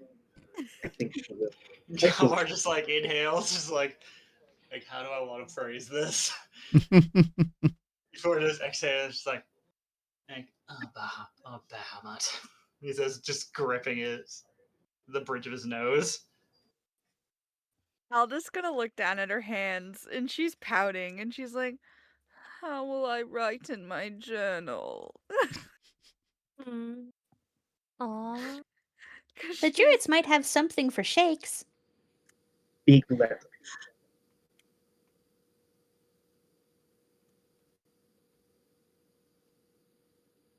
That's my suggestion. Big letters. Big letters. Use your teeth. She's proficient in her calligrapher's supplies. How is she going to write with her Actually, cheekies? above game, I actually have something that can help with that. Mm. No. One of my runes has a passive that allows you or gives you a bonus when you are using a tool with which you are already proficient. There you go. Holding If the I Magic. pen ever need to stabilizes use your them. hand. You sit Oh down, no, you it's start hyper it's a focusing on passive. You writing. just get that bonus while it's in your Oh. possession. Oh my god, that's awesome. Wait. It's like whenever I hold this rock, I feel so at home. And I don't want to eat this one. Oh, I don't want I to eat mean, this I might have one. something that could help for a little while. He just says placing a fresh rune on the windowsill in front of you. It's got a glowing red rune on it, or a rock on the windowsill with a glowing red rune on it. Sorry. She'll pick it up and she'll look at it like, ooh, shiny, because the and she'll she doesn't have pockets. Ooh, I gotta think about this. You didn't give her outfit pockets? No, because I hate myself, and so therefore Yeah. she Yeah, doesn't get. valid. Yeah. Ouch, then, at least. Yeah. It helps me keep It's focused on a rough gotta day. You just have it's like gotta be pouches on realistic. your waist. Yeah, like yes. Wait, that's cute. That's a cute idea. Excuse me 1 Yep. minute while I quickly verify what or how much of a bonus this thing offers. She'll tuck it away in one of the she has a let's say she has a belt that's just full of little pouches, and she puts it in there. Okay. She'll be like, "Thank you. I appreciate that." The bad news is I My don't know pleasure. what's going on with my hand. Your mother Can might. Hopefully. But maybe. I was gonna say, can Aldith make a medicine check? Because I think she's proficient in medicine. Let me see. Sure. Fair warning, it will be a really high roll. All but you right. also do have Dice, connections to deities. So, dice gods, hear my prayer. RN Jesus, speak to me.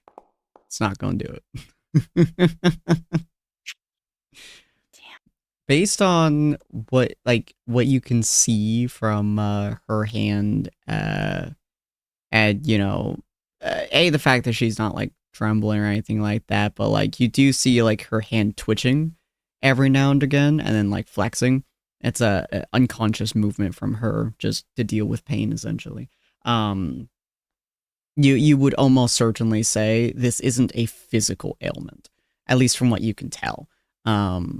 This reminds you a lot of when you would be like dealing with different kinds of poisons in the past, especially in the woods and stuff, where something would affect somebody, and then like after it's fully cured, they're still being affected by it because it like sticks in their brain for whatever reason.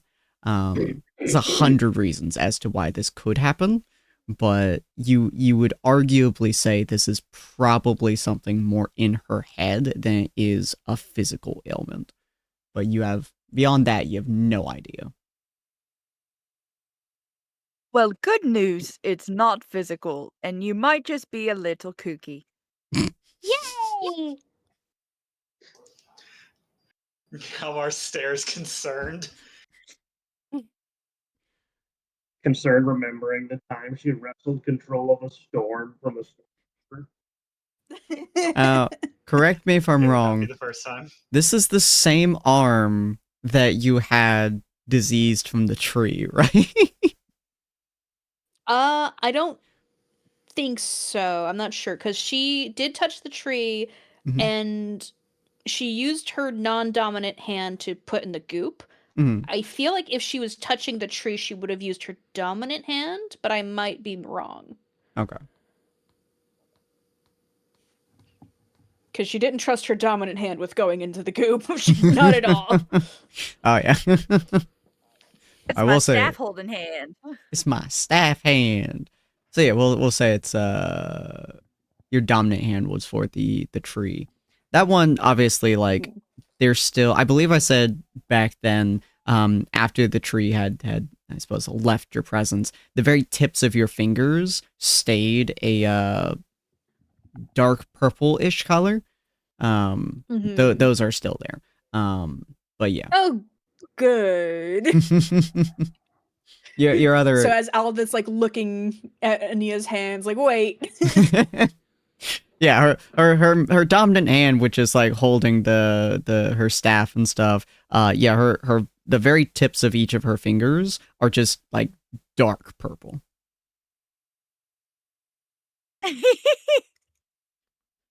Could I say, based off of my intelligence, just my flat intelligence stat, that she thinks it's like a stain from berries or something? Yeah. Makes sense.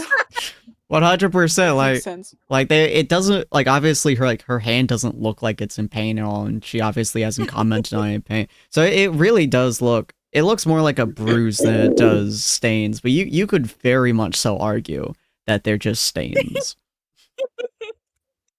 That is what she will believe. She will have no idea. Ania's fine. It's not like both of her hands are cursed now. Yeah, no, she's just eating some berries. Not like she's had divine entities consuming both of her fingies or anything. No, she eating some blackberries or something. I don't know. What you talking about? All right. But yeah, the with the slab of bone stone, I guess we'll call it. Godstone, I think, is better. Godstone. We'll call it Godstone. Yeah. I agree. Godstone's a little bit better. Yeah, with the slab of Godstone pressed against the house, and you guys coming back. Where do you guys want to go? You guys could go to get Ania's armor. You guys could attempt to bring the Thanks, Ray. You guys could attempt to bring the slab over to I don't remember her name anymore. Shit. Bertha, thank you. I kept saying Greta, and I was like, no, that's a different character entirely. But you could bring the slab of stone to Bertha, or have her come over to you. What do you I'd guys be more think? than happy to offer I'd be more than happy to offer her help for Cyril to get it down there. Yeah. I think between the two of us, we should be able to at least like get it onto a cart. Oh yeah. Or something of the sort. Probably could get it down there ourselves. All I right. think you should cover it. Oh yeah, definitely. Yeah. Definitely. Yeah. So yeah, I'm gonna probably find a cart, hook it up to the elk, and we'll put the slab and Cover it with tarp. yeah, cover it with a tarp or something, and yeah, let and we're right on to Bertha, and All right. In this period of time, just before that, Sapphire, what have you been doing this whole time? Have you mostly just been watching them, or do you have something you want to do?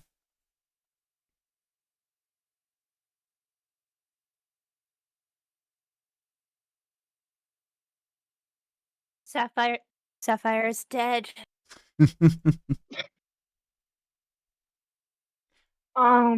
She ate the gods to oh, Yeah. oh, never mind.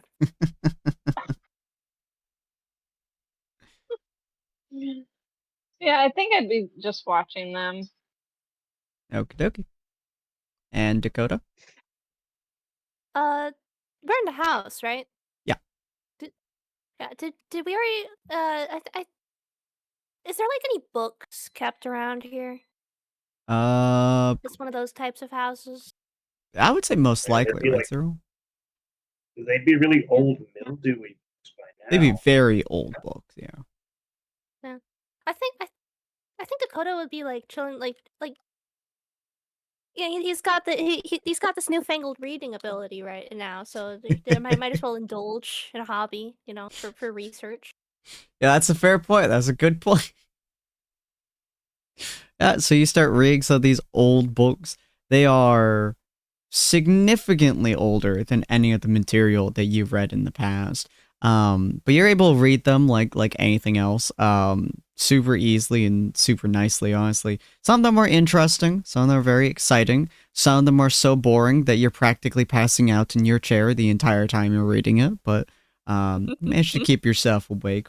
Some of them have like weird bloodfest moments, other ones are like cool sword fighting moments. You have no idea how the sword fight actually works because you don't really use the swords, but it reads cool, you know? Yeah. There's no guns, but it reads cool. Does anyone in our group use swords? Aldeth. I think Sapphire has Sapphire sword does. blades. Yeah, Oh. Sapphire. Okay, yeah. They like. And he has a tiny dagger. I'm actually kind of curious. Are they like butterfly swords, or hook swords, or?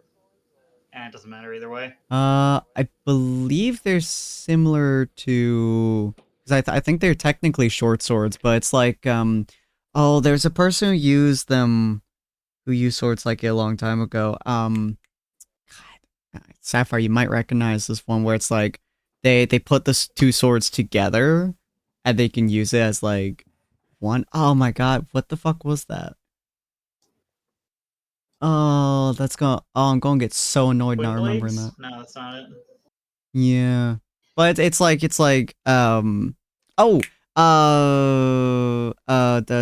Zuko from Avatar: Last Airbender.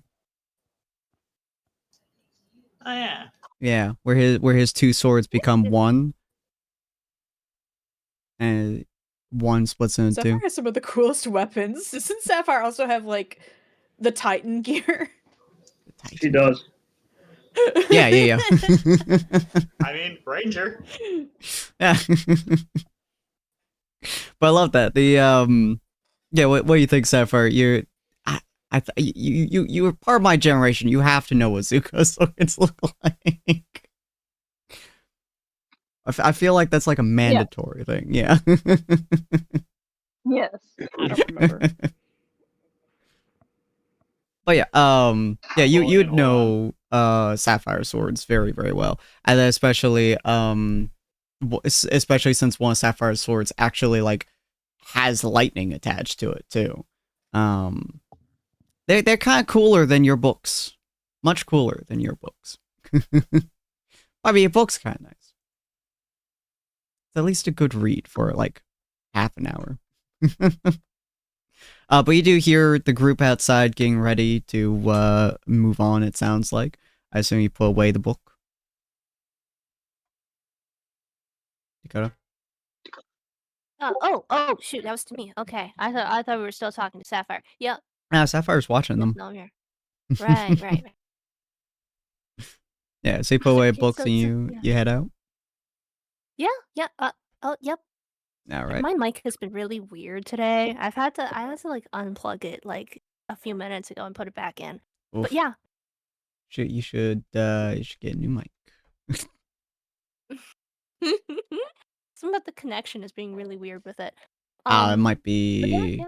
yeah. I think it's the connection point inside the microphone itself. I think that port was fucked, so... Oh yeah. I don't know. I'll get you a new one. We'll make it work better. But yeah, so yeah, you guys get into the cart, start making your way down to the Orkin area. Let's see, you guys believe at the north side, if I recall correctly. So it's a decently long trip down, couple of hours at least. Just throughout the whole town. But you guys get down to the Orkin Quarter. And for the rest of you guys who haven't been here before, as you guys move from Technolopolis into the outskirts, into the Orkin Quarter, it's a very like sharp difference. The Technolopolis for the most part is like a lot of buildings like placed really close to each other. They're all like stable, for the most part. And they're all meant to stay for a long period of time. As you guys move into the Orkin Quarter, the buildings change very, very, very sharply into tents and movable buildings, basically. Made mostly out of animal skin as well. Some various combinations of it, but almost every single one of the huts, the buildings, the places of interest, they are designed to be able to move very, very, very quickly. Cyril, as you're walking forwards, you do see like a couple of kids. And then as the adults see the rest of your party, you notice that they start shuffling the kids off a little bit. The rest of you guys pretty much just see the warriors. They are more or less lining the road as you guys are heading through there. Are you heading directly for Bertha, or? Yeah, I think directly for Bertha. Cool. The path to Bertha is a lot easier than most of the other paths, and the rest of you guys can notice as well. This is the only building you guys can see around you that is made of something that isn't movable. This is stone and brick, I believe. It's a combination of stone and brick. And it's a really fucking big building, too. It's one floor, but each, like, the size of the building is, like, 15 or so feet high. Like, it's a big building. And, even the door itself is about 10 feet tall. Like, this looks like a building for someone of Cyril's size.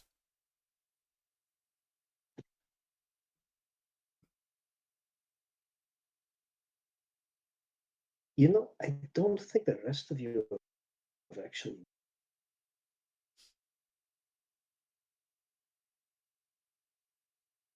Rest of you what? I don't think the rest of you have actually met Bertha. I can't say I have much connection with the actual orcs of this area. Work with a couple at the smithy, but Bertha's not exactly a familiar name. I think Dakota and Gelmar should not go in and meet Bertha. Well, why not? Huh? Sarah's confused. Why not?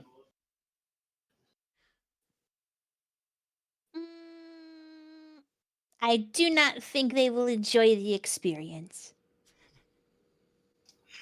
Tilts Who's his that? head confused. Who's Bertha? You were there with me already, Dakota. Remember Oh. the big orc lady we talked to? I tried to repress that memory. Well, you can tell it to Galmar. Puts a hand on Galmar's shoulder. I repressed it. Don't make me do this. Don't do it. Don't do it. Well, if you think so. Aldith and Sapphire can volunteer to go in too, or you can stay out here.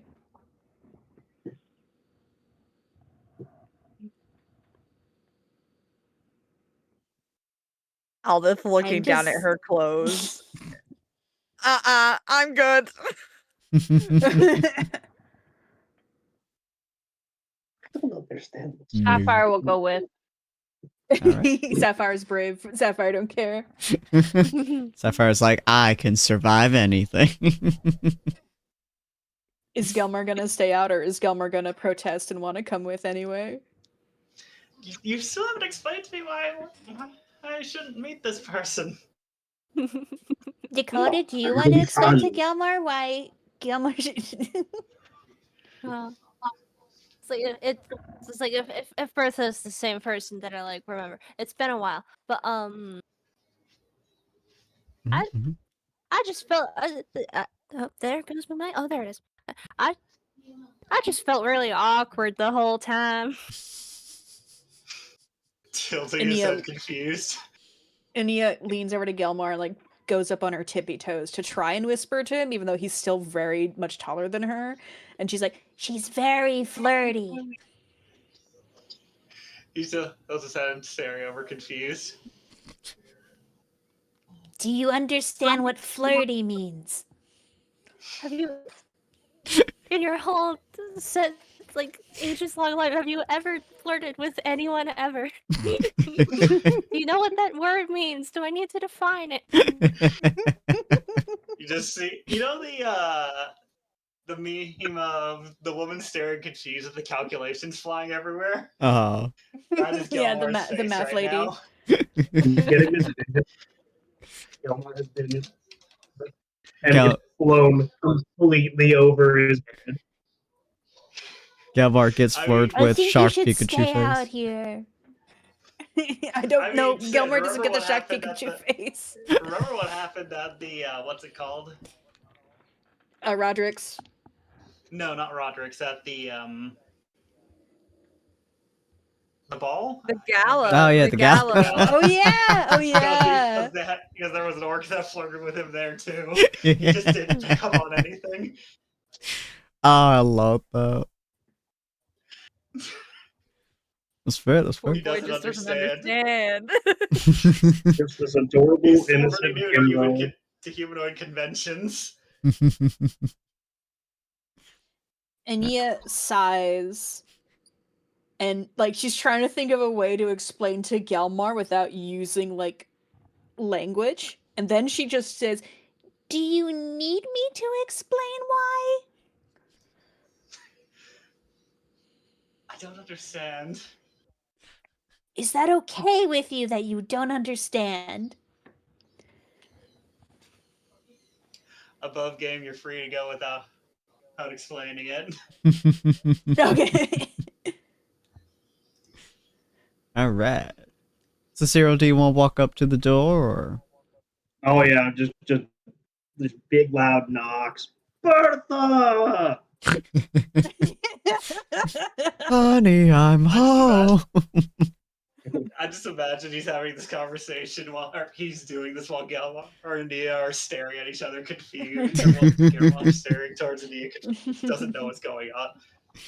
So, you guys hear like some shuffling from in the house before the door opens, and the orc who opens the door has to crouch slightly to get through the door as she stares down at Cyril. Ania, in her short 5'5" height, stands protectively in front of Gelmar and Dakota. You see quite possibly one of the largest orcs that you've ever seen in your entire life. Arguably one of the largest humanoid creatures you've ever seen in your life.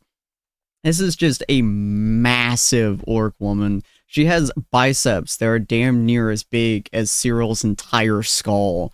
As she smiles down at Cyril. There's only about like 3 or 4 inches between her and Cyril. But the sheer size of her is astounding, to say the least. As she looks at Cyril, she just goes, Cyril! Oh, it's been so long. What you got for me? Her tusks seem to not affect her voice in any way, shape, or form, which is really weird, because every other orc's voice is affected by their tusks. She has a really good usage of common, it sounds like. Pull the cover off of the Godstone, and I have a very unique material that you're breaking up a lot.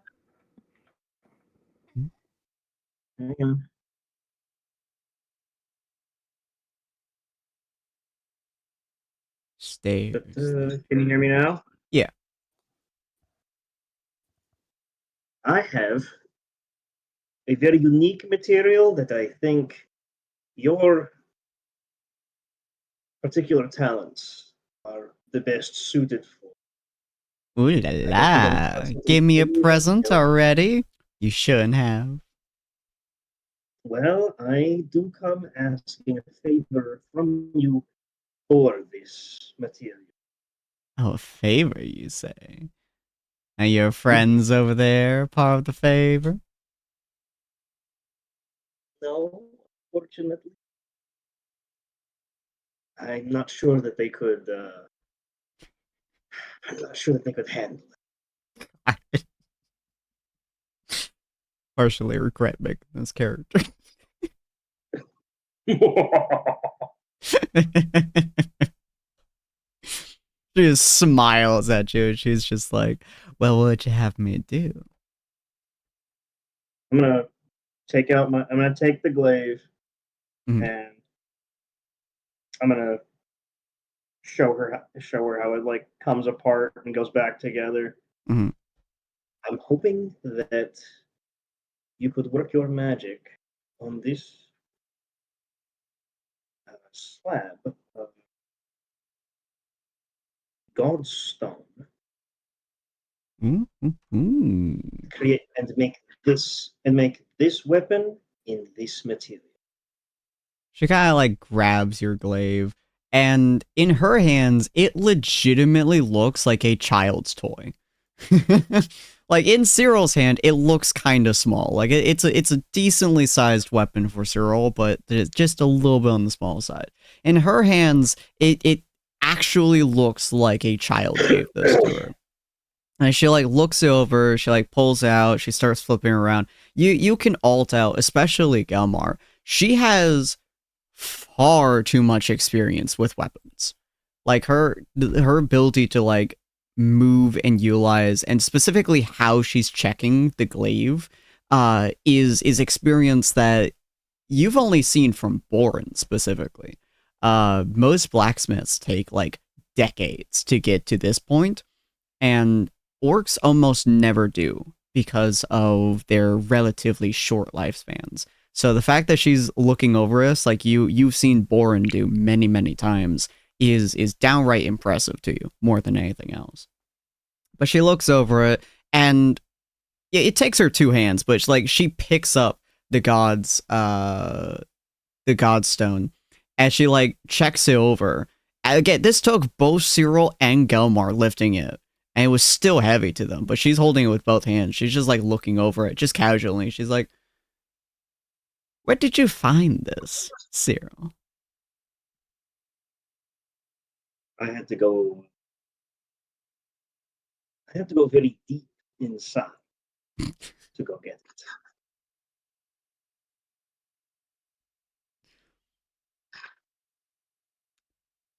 it. She looks at you with a very intrigued look. It just kind of goes, I see. Well, as she gets out, like, yeets the godstone directly back behind her and, like, slides through her door. You just hear a massive shaboom as it slams into her house. And she just goes, I could totally do that for you. It'll take me a little while, though. When do you need it by? End of the month. End of the month. Be a little bit of a rush. Have anything that you can do for me as a reward to speed up the process?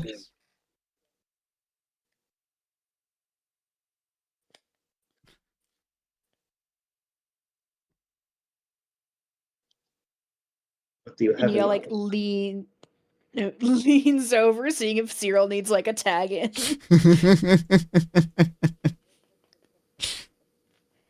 Cyril's just like slow, like his clocks in his brain are just slowly ticking, just like, huh.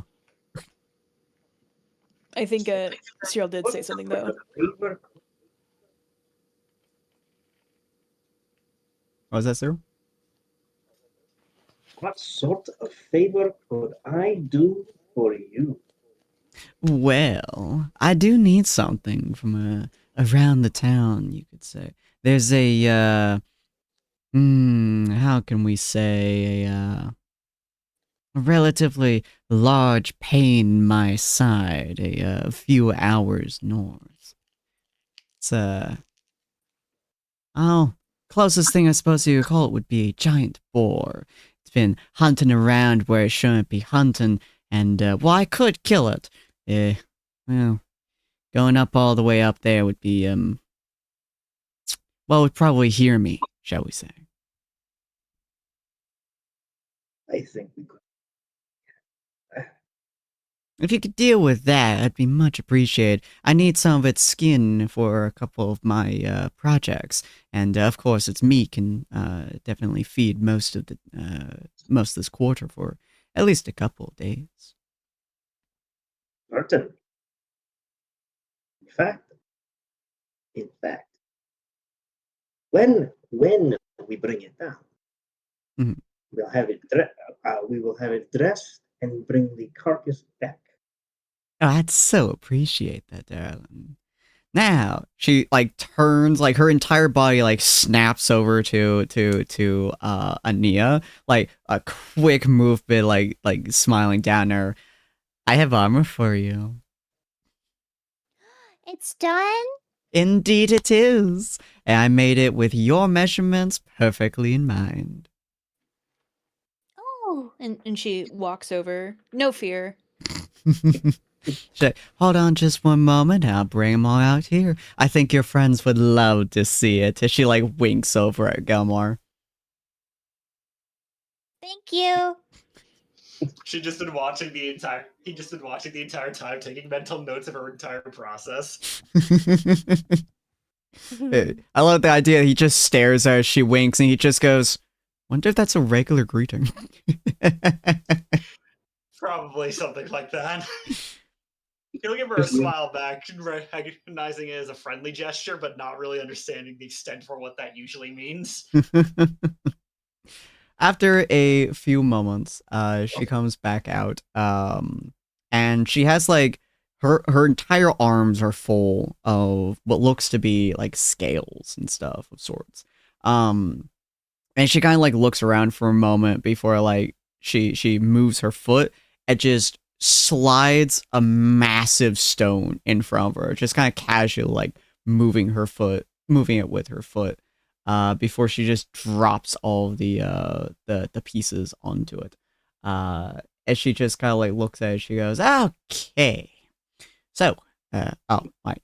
And then she just starts like moving all the pieces, just a little bit, I suppose, more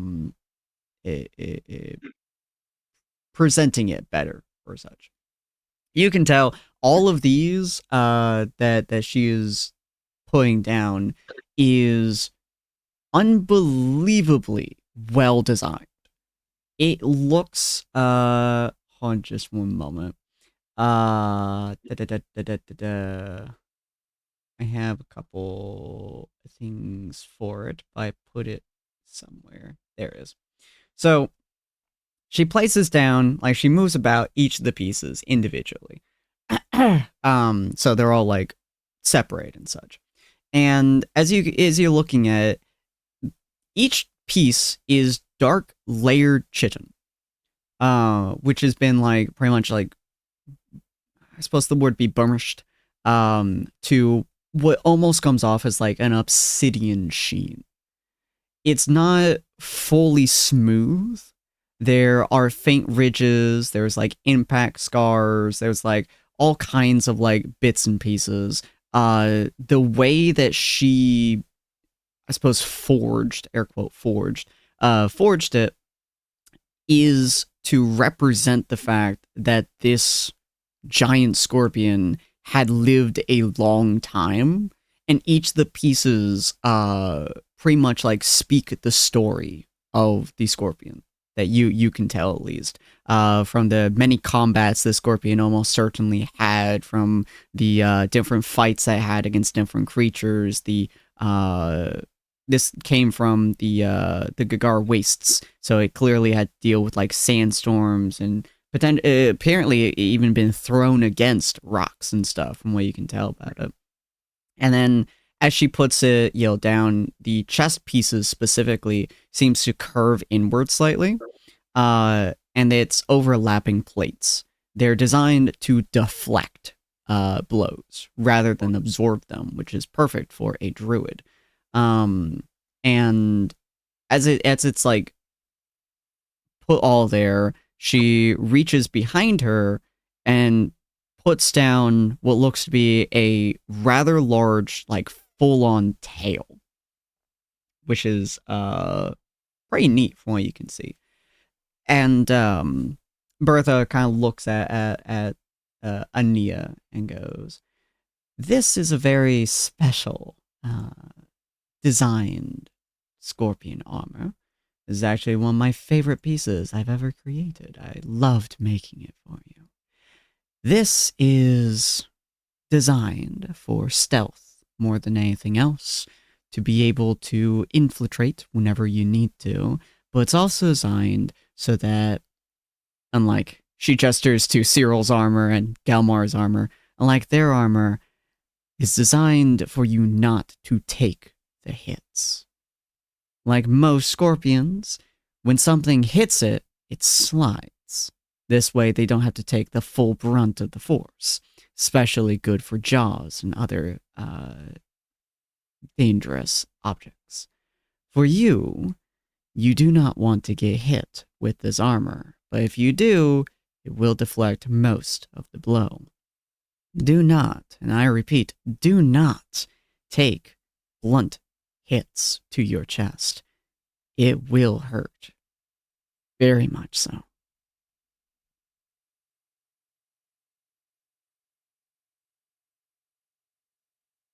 And Ania, like, as a sort of salute of understanding, she like lifts her arms in an X in front of her chest, like to indicate that she would use her arms to block if something went further. Yes, ma'am. Perfect. You have no idea how she managed to trill with her tusks. But she is like smiling at you, and she's like, "Let's get you fitted." And so she grabs each of the pieces, and she starts like kind of like putting it on you. It's not traditional fitting like most armor is. She is layering them on you, and they're clicking into place, more or less. This is relatively hard to put on and get off, but she's mostly showing you like how it goes on specifically. And they are layering over each other. You're not entirely sure how exactly it is fitting together, but it connects with each other in a very strange presentation, I suppose. Obviously, without being a smithy, you've no idea how this stuff actually works. But she starts putting it on top of you. It's matte black, but especially as it's all being put on you, you do see it sparkles. There are bits and pieces. It's like almost like stardust, kind of sparkles all across. It's definitely when you are in darker light, you can definitely tell that this will be like shimmering into the background. It's supposed to make it so it's not perfectly blended into the darkness, so that it moves better with the light. But they are like properly laying over you. As I said, the chest and the back pieces both curve inward, which honestly makes it easier for you to move than your leather armor does. Strangely enough, the armor flows with you better than almost any armor that you've had before. And for Cyril and Gelmar especially can tell, when she's having all this armor on her, unlike what most armor does, it does not make her larger, but it does make it look like she will not be moved without wanting to, essentially. Armor itself, regardless of that's the reality. Yeah, the armor itself looks like it belongs to a creature that is refusing to be displaced from where she is. And as your full armor says being put on, she slides the tail onto you, and as she does so, it's especially strange, I suppose, for Gelmar to watch. The tail slides upwards and actually like rises slightly. So it's actually like moving with Ania. And as Bertha is like, putting all the armor on, she starts talking about the tail to you. And she goes, "Now this tail is incredibly special, I suppose. I made it from some special regions, and the scorpion itself has very specific pressure responsive joints, right here, here, and here." She points to a couple of spots. So when you are breathing and when you are moving, the tail itself will respond to you. More importantly, I put in a couple runes to connect the tail to the armor and to the wearer itself. It will move when you intend it to move. Not necessarily when you ask or when you decide, but when you think. When you are moving, it responds the same way a clenched fist does. It moves automatically. It moves instinctively. You do not control this tail. You allow the tail to move, just like as if you yourself was a scorpion. And this entire suit of armor, there is not a single piece of metal throughout the entirety of it. This is all chitin. This is all rock, stone, and dust. Oh, that's amazing. I'll definitely need to get used to it. I'll probably gonna need help to put it on and off for a few days. Indeed. It's a relatively simple to take off. She kind of like looks over at Cyril specifically as she goes, "If you grab this, she like points to like 6 or 7 different pieces of your armor, and you flip them up like that." She like grabs the armor that's like on your arm and flips it up. The entirety of your arm's armor pieces falls off. Oh, that's weird. Indeed.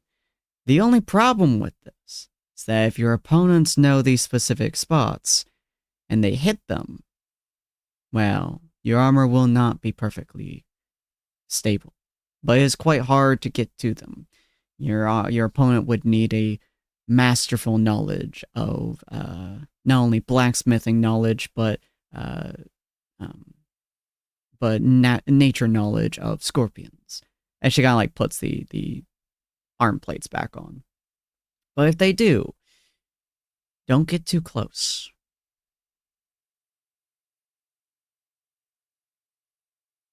I'm pretty good at reading when people have certain knowledge, so I'll do my best.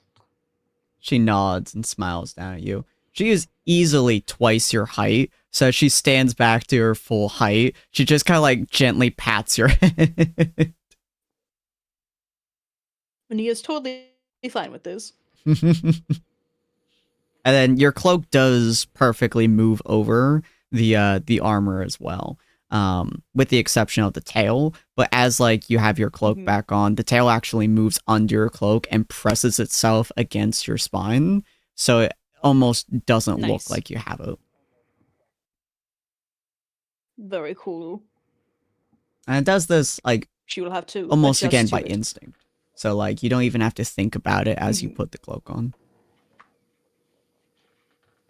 Right. And she's had experience with that from shape changing into animals. Yeah.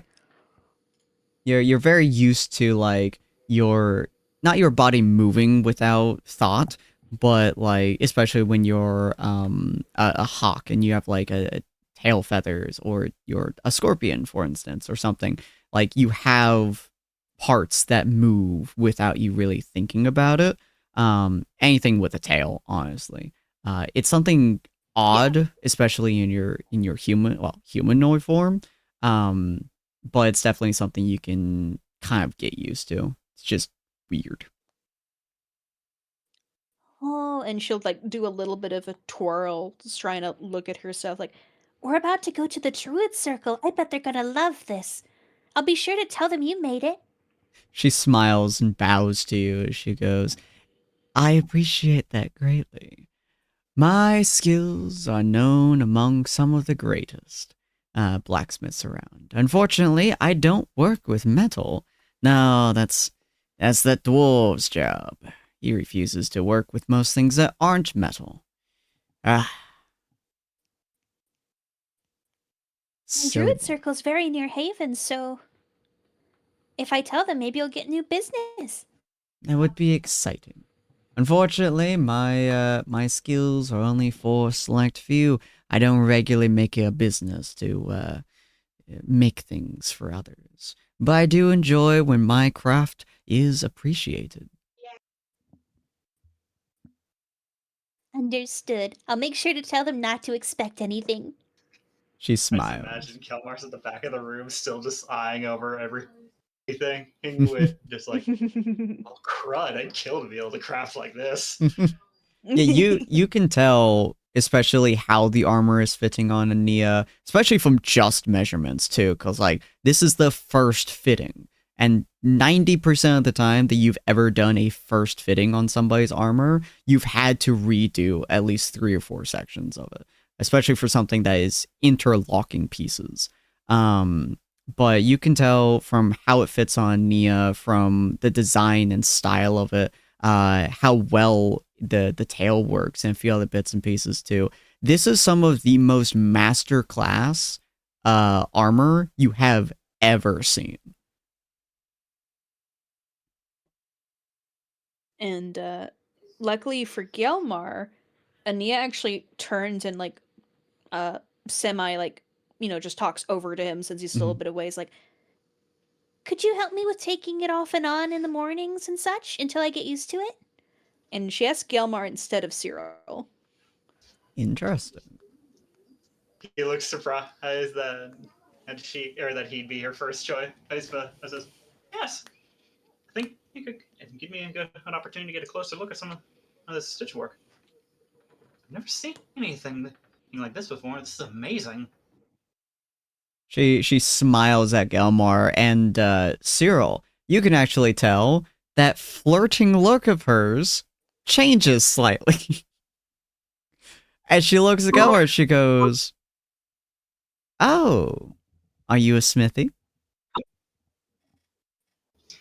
He taps the craftsman's mallet on his belt. I've been studying under Boren, actually. Oh, you've been studying under him. Ah, you should learn under me one day, boy. I'd be more than happy to if you've got a few lessons to teach. You're willing to teach, I suppose, is a better way to phrase it. Boring can teach you many things with metal, but I can teach you the far superior everything else.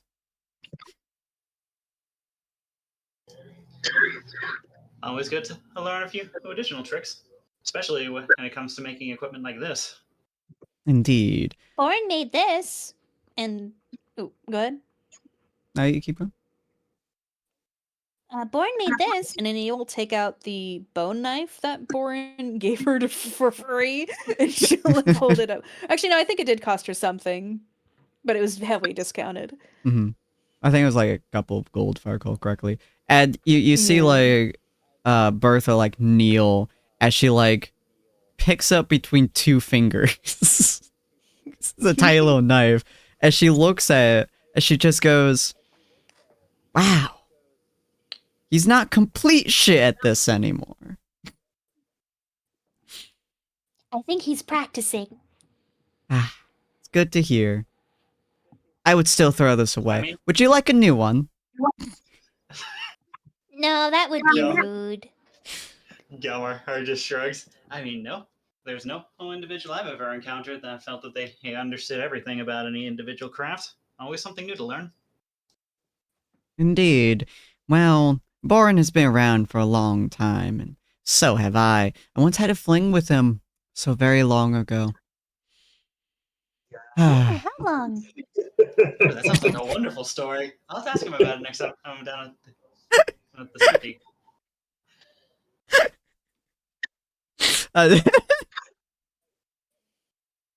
Gotta sit a second. She looks at fucking Gelmar and goes, "Oh, I can tell you a lot, darling." How long ago was that? Oh, we're Oh. just like already pulling up a seat to listen. Oh my god. She's like, 30, 40 years ago. Something around that. How long do orcs live? About 50 years. How old does she look? She looks about in her mid-20s. I see. Although it's I really see. hard to tell considering her sheer size. But yeah, based on all the other orcs you've seen, you would never have put her above like low 30s at the very, very top.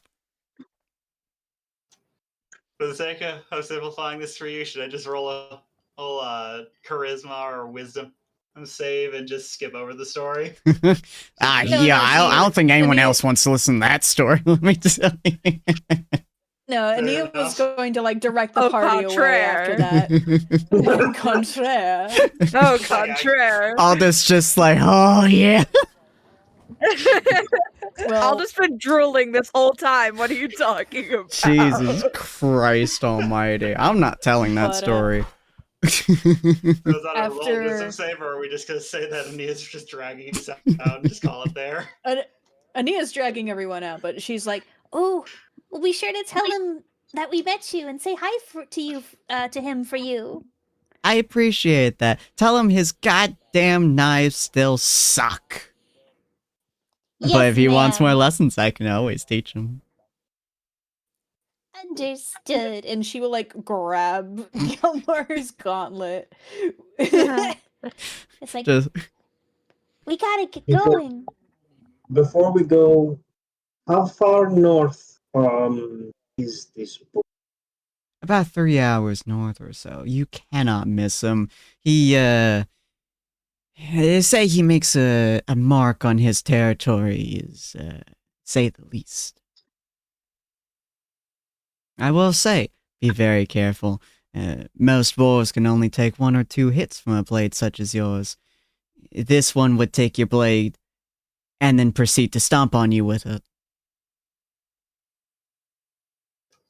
Right? Jones got a look in his eyes like, I will make my ancestors proud today. Who's up for a war? I'll just I volunteer as tribute. Let me help, please. I feel like all this was one interaction away from yes, mommy. Hey, so yes, but shut up. Oh, beautiful. But yeah, she smiles and bids you adieu as she walks back into her humble abode. You guys hear a lot more crashing sounds as she is undoubtedly moving the godstone somewhere or another.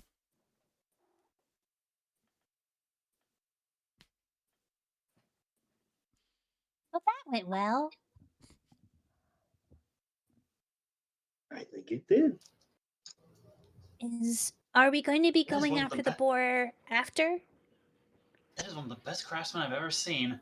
I'm looking forward to the next time we get to meet her. Well, I'm going glad. to leave I'm going to leave whether or not we go on the boar hunt. We could go on it. We can go on it before we leave or after we. Um, It's about right next to the camp from what it sounds like. About an hour or two away from it. So you could probably go to the camp, rest up a little bit, and then move out to the boar hunt fully restored. Judging by the directions, I think it's actually pretty near where the druids are stationed right now. So we could probably go to the druids first, and maybe one of the days there we can go after it. Though the fact it's by where the druids are makes me a little bit worried, but maybe it's not that close. Maybe we'll be providing a service to your circle as well as Martha. Well, I'm more worried that they don't want you to kill the boar. Well, if we're going to the circle first, we can definitely ask them about it. Yes.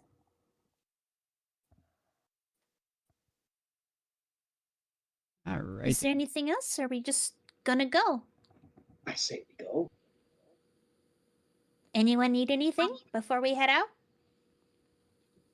I think I'm covered with what I have at the moment. I think I'm good. Unless you, Yeah, I'm good. unless you for some reason think I need to make way back to the cabin to pick up the carpenter's tools. Did Aldith leave her armor at the house, or is it like in the cart? It's at the house. She's not bringing it with her. Ooh. Ania Aldous is goes up to going Aldith. completely unarmored. Yes. She naked. Oh, Nia's gonna go to Aldith. Like, If you do end up needing some armor, we are about the same size. You can have my old leather armor, or maybe you can even try this on. I don't think it'll fit you quite as well as me, though. Aldith is like, she's actively fanning herself and like trying to calm herself down, but she'll like, yeah, she'll nod. She'll give a thumbs up or something. Ania gives a thumbs up in return. Aldith, you look like you could use some water. Get out of my head, because I was gonna make the joke that she reached for her water skin or something.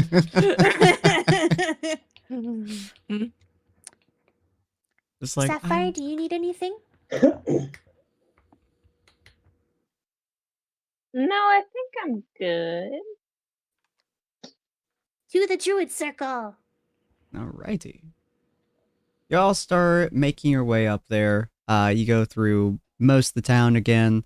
As Aldith begins to calm down and gets a lot of drinks in her system, mostly water. You guys are making your way through. Aldith, you recall stories of a long time ago, most of which you could probably talk to Cyril about, but stories of a long time ago where there's an old group of folks named the Bear Killer Clan. This is actually based off of a Goliath clan in the mountains on top of the Iron Spire. The Iron Peaks? Question mark? I don't even remember my own fucking place now. The mountains I to think the it's north. Iron Peaks. Yeah. Iron Spire Iron Spire Peaks. Oh Thank yeah, you. it's all of it all at once. Yeah, I got all of them, just not in the right order. But on top of the Iron Spire Peaks are rumors of Goliaths up there. And one clan that used to live up there was the Bear Killer clan. This clan was unfortunately eradicated from what stories were told, and there was a single man who took their name. And the way that he took their name was doing one of their trials, which was to kill a bear with no armor and no weapons except that which he made himself. Which, from if rumors are to be believed, it was by ripping off a tree's bark and using that as a shield and tying a stick to a stone and using that as an axe. And a lot of these stories that you've heard are, more or less the same basic idea, is that most Goliaths become adults by doing some kind of trial, usually that they take the name of. So in theory, if Aldith has like some kind of idea based on this boar could be a similar trial for you. Wait, that sounds like so much fun. I know Aldith likes stories, so like this is a perfect opportunity to make a story for herself if she wishes to. Just something. A bad idea, but just something to keep in mind as you guys are journeying on the journey. There's just not much else to think about on the road. So, I assume, Cyril, that while you guys are just traveling places, you just start telling stories about like Arthur and other ones. Yeah. Yeah. So yeah, that's definitely. If Aldith brings it up, especially if Aldith is bringing it up. Mm-hmm. Yeah, I feel like she probably would. Yeah, that's definitely a fun little story you guys share and bounce around. I love the idea that Cyril just offhandedly mentions that he knew Arthur. That would be fucking funny. I mean, yeah, it's kind of. I think that was one of the. I think that was actually one of the stories that I told the group. Like Arthur and his group showed up and broke the tie they were in. Yeah. Right. Well, you guys travel up north, down into the thickets of the forests.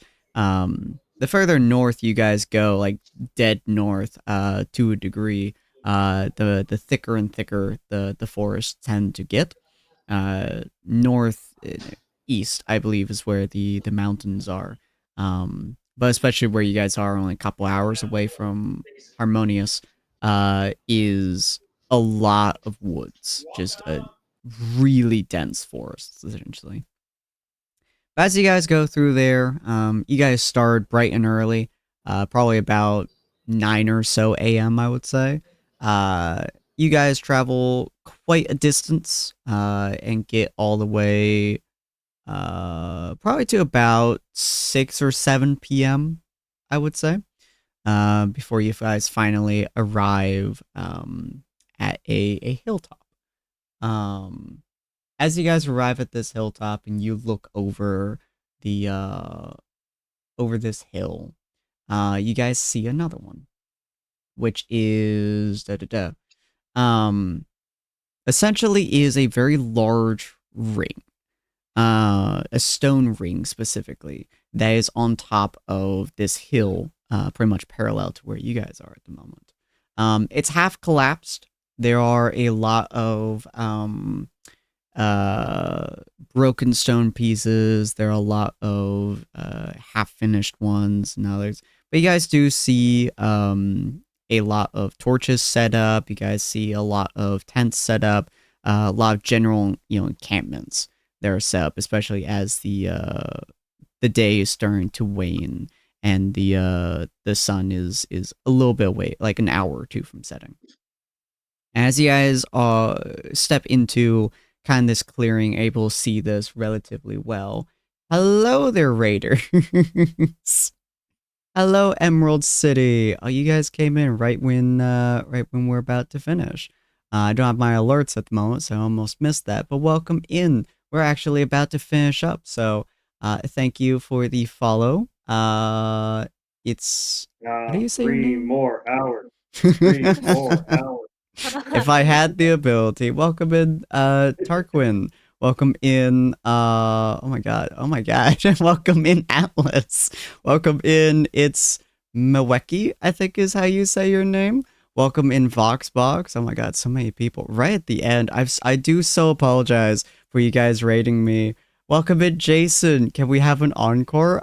You will tomorrow. But welcome in. I'm so sorry you guys are popping in right as we're finishing up. I'll repeat what I was just saying just a minute ago, but unfortunately I will have dinner in about 20 minutes or so, so I gotta make sure I have that. But welcome on in, everyone. The Emerald City raid, the cavalry is here. Hell yeah, I appreciate you guys so very, very much. You guys are so cool. I'm so sorry that you guys are popping in near the end. I appreciate the hydration. We are gonna have about another 10 minutes or so where I'm doing my talkie talks. But I hope you guys have had a wonderful time. Tell me about your D&D times. Tell me about all your D&D fun in your guys' campaign. What was your guys' campaign about? In this campaign, my players are, well, we have a lot of stuff in it. You guys can check out our TTRPG VODs channel. I appreciate you coming in, Moriat. Oh my god, there's so many follows. Holy crap. I appreciate all of you guys for being here. This is crazy. Never had so many people follow right at the end of a stream before. Appreciate you. If you guys haven't seen my players, by the way, these are my absolutely wonderful and lovely players. Go check them out. They do streams and they do all kinds of stuff. Colty makes a lot of my art, so go check them out. They're super cool people. We love support D&D. I appreciate you guys being here. Let's get introduction per person. You know what? That's a good point. We'll do that here in just one moment as I finish up what my players will be seeing. But yeah, so you guys step onto this hilltop and you guys see the druid circle across from you. As you guys look up, you guys do notice that it almost looks like the sky is closer in this spot than it is in every other terrain that you guys have been in. This entire area is a very large clearing with this hill essentially in the dead center of this clearing. And directly above this hill, looking up, are, even with the sun slowly setting, directly above this hill is some of the clearest skies you've ever seen. And it almost looks like the stars are closer to you guys than it has been for most of your journey. But that is where we're going to be ending this session. But before we end the stream, I am going to go down the list, and we're going to have you guys introduce yourselves. Just a few sentences, as I do have to get going here soon. But I do want to let the folks know you, both who you are, where we can find you, as well as your character. Ania, would you like to start us off? Hi, I'm Story Estrie. I also stream and I have a Vjin, so I also do art. Tag name Story Estrie. Ania is a stars druid. She looks like a wood elf, but she's actually a changeling, as is common party knowledge at this point. She's also also has the highest int and wisdom scores, and she's basically the party babysitter. But it's very fragile.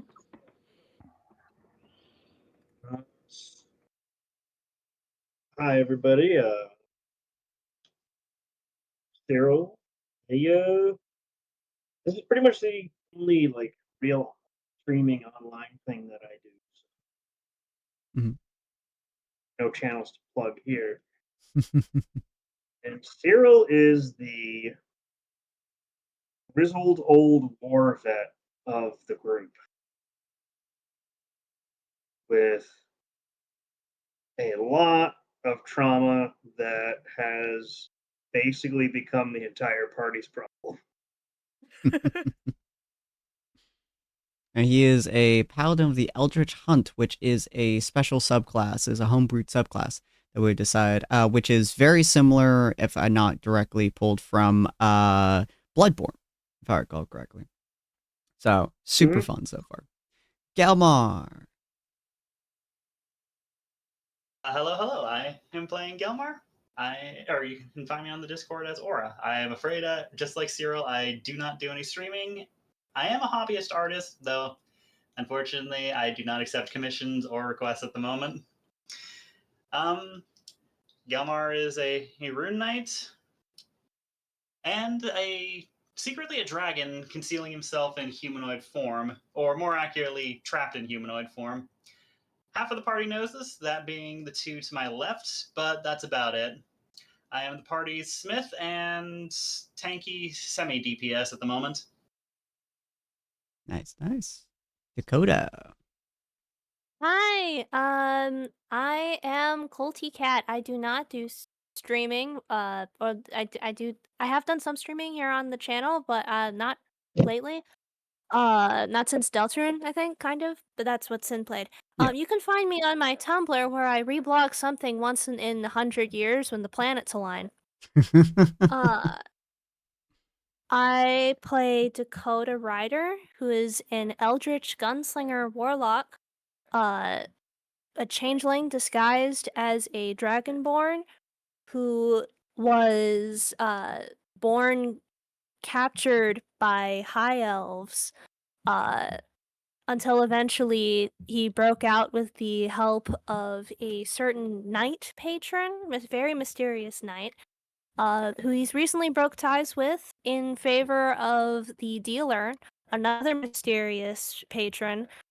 And he is currently aspiring to discover his true freedom, and that's what he's been doing lately.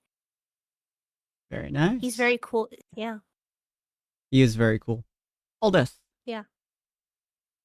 Hi everyone. My name is Ray's Dead Inside 04, also known as Ray. I stream here on Twitch. And I play Aldith, who is a Oath of Vengeance paladin.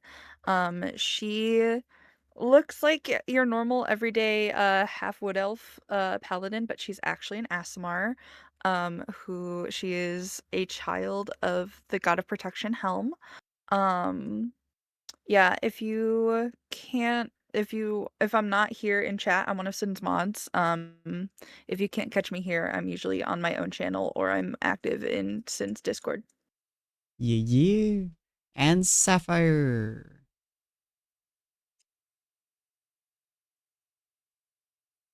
Hi, I'm Sapphire. I try and be on the Discord as Sapphire, a half elf ranger. And I am not as on as I'd like to be because I am a mom of a 2 and a almost half-year-old. So, but I'll pop up every once in a while. Yeah. And then, do you want to describe your character's backstory a bit, or do you want me to?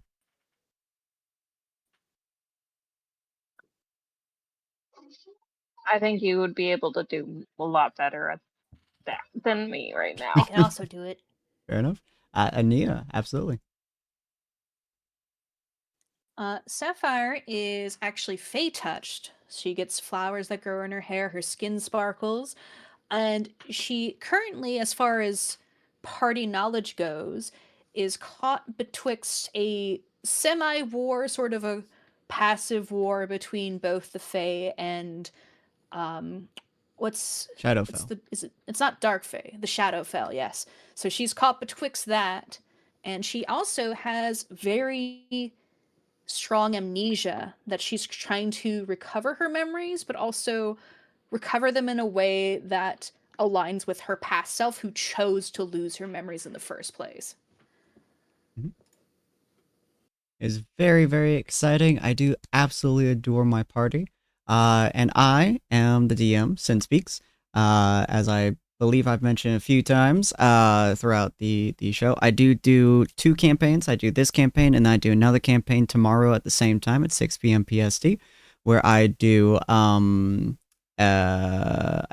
this campaign and then a sister campaign. So they're both inside the same world and they do affect each other. And tomorrow we are going to be doing the sister campaign with a lot of my other streamer friends, Wazzy, Rose, Reverie, and then a few other folks as well. So, in the same world, in the same timeline as well. So if you guys are interested in this world, in what I'm doing here, absolutely go check that out tomorrow as well. I do a bunch of other streams though, mostly gaming streams. I'm going to be doing 12-hour streams on Monday, Tuesday, and Wednesday next week, which is going to be very tiring but very fun. And then in a couple of hours, about 3 hours, I'm going to be playing and finishing Resident Evil 0, which I'm super excited by. So it's going to be a very good time. I hope you guys have had an absolute blast popping in. I'm so glad that you guys came over, that you guys decided to pop over and raid. I appreciate your Emerald City. You are absolutely wonderful, and I appreciate you. How do you want to be called? Is it Weki? I'm not 100% sure how to say your name. I do apologize. Your DM has such a DM voice. I appreciate it greatly. Weki, okay, good. Whew, I look at names sometimes and they pop in, they pop out, so I want to make sure. But yeah, I do try my best to provide a very calm and nice atmosphere for everyone, and to make it so that you guys are able to rest and relax, whether or not you're watching my D&D or watching my gaming streams, whichever one that you guys are listening to. I want to make sure you guys come in after a very long and difficult day and take a load off, just rest, relax, and enjoy. And so I do D&D for for that fun reason, you know. But unfortunately, I'm only able to do D&D for so long. It is so sad. I know it hurts my soul too, but that's okay. That's why I have 2 campaigns. But we are going to be we're looking for a bit, and sounds super fun and intriguing. I'm so glad. I always love allowing people to pop on over and you guys like following and lurking. And 100%, like, if you guys ever feel like, you know, you're watching my videos and you're like, this guy seems cool, you know, you never have to follow, but I do appreciate it. And if you guys ever want to pop into my Discord as well, there's the link to it. We're usually in there. Me, my friend Ducky, and my friend Yvonne are usually chilling in a chat there at some point. And we do a lot of streams with a lot of different people. So it's always a fun time to see people, whether you're lurking, whether you're following, whether you're just chilling and chatting, whatever it might be. I'm glad that you guys chose me for your entertainment tonight. We're going to be pulling you guys on to a little bit of raid here, as I want to give some love to a very special friend of mine. Her name is Ghost Lily. She's right now playing some Dead by Daylight. She's doing a 12-hour stream, and she's nearing the end of it. She's at 10 hours out of 12. But she's an absolute sweetheart. She is celebrating hitting 2,000 followers. I'm one of her mods, so I want to give her some love. I want to make sure that she is getting some love. And, you know, Dead by Daylight has D&D in it. You know, it has Vecna and has also Vecna. So, like, same thing. Not really, but kind of. So, we're going to pop over there. We're going to say hi. I appreciate you guys. It's so D&D coded. I know, right? So if you guys are interested in popping over with me, I do appreciate it. We're going to pop over to my end screen. This was made by Story Estry. So if you guys are interested in any of the art that you see here, any of the art that you see over her, her commissions are open, so give her some love. She's so cool. I do love it. But yes, pop over and grab that raid message. Give Story some love. Give everyone some love. She is super, super fucking cool. I really appreciate all my artists, all my players. I'm very tired, but that's okay. So yeah, hopefully you guys have had a wonderful time. I appreciate you guys for raiding in so very, very much. I do apologize that it was not a little bit longer, but if you guys want more D&D, we're doing it tomorrow at 6 p.m. PST. So I'm very, very much so hoping you guys pop over for it. You guys get to see more of the D&D and get to listen to my strange voice doing some more random shit. So, but yeah, copy the raid message, and we're going to pop over to my friend Lily. We're going to say hi to her. We're going to give her some love. We're going to tell her that she is cool and awesome and give her all the appreciation, because she doesn't get enough of it, and because I'm kind of a butt and I tell people I love them anyway. So, we'll pop over, we'll say hi, and we'll see all of you fine folks next time. Have a good night. Bye. Night. Night. Take care. Bye. Bye. All right. Boop.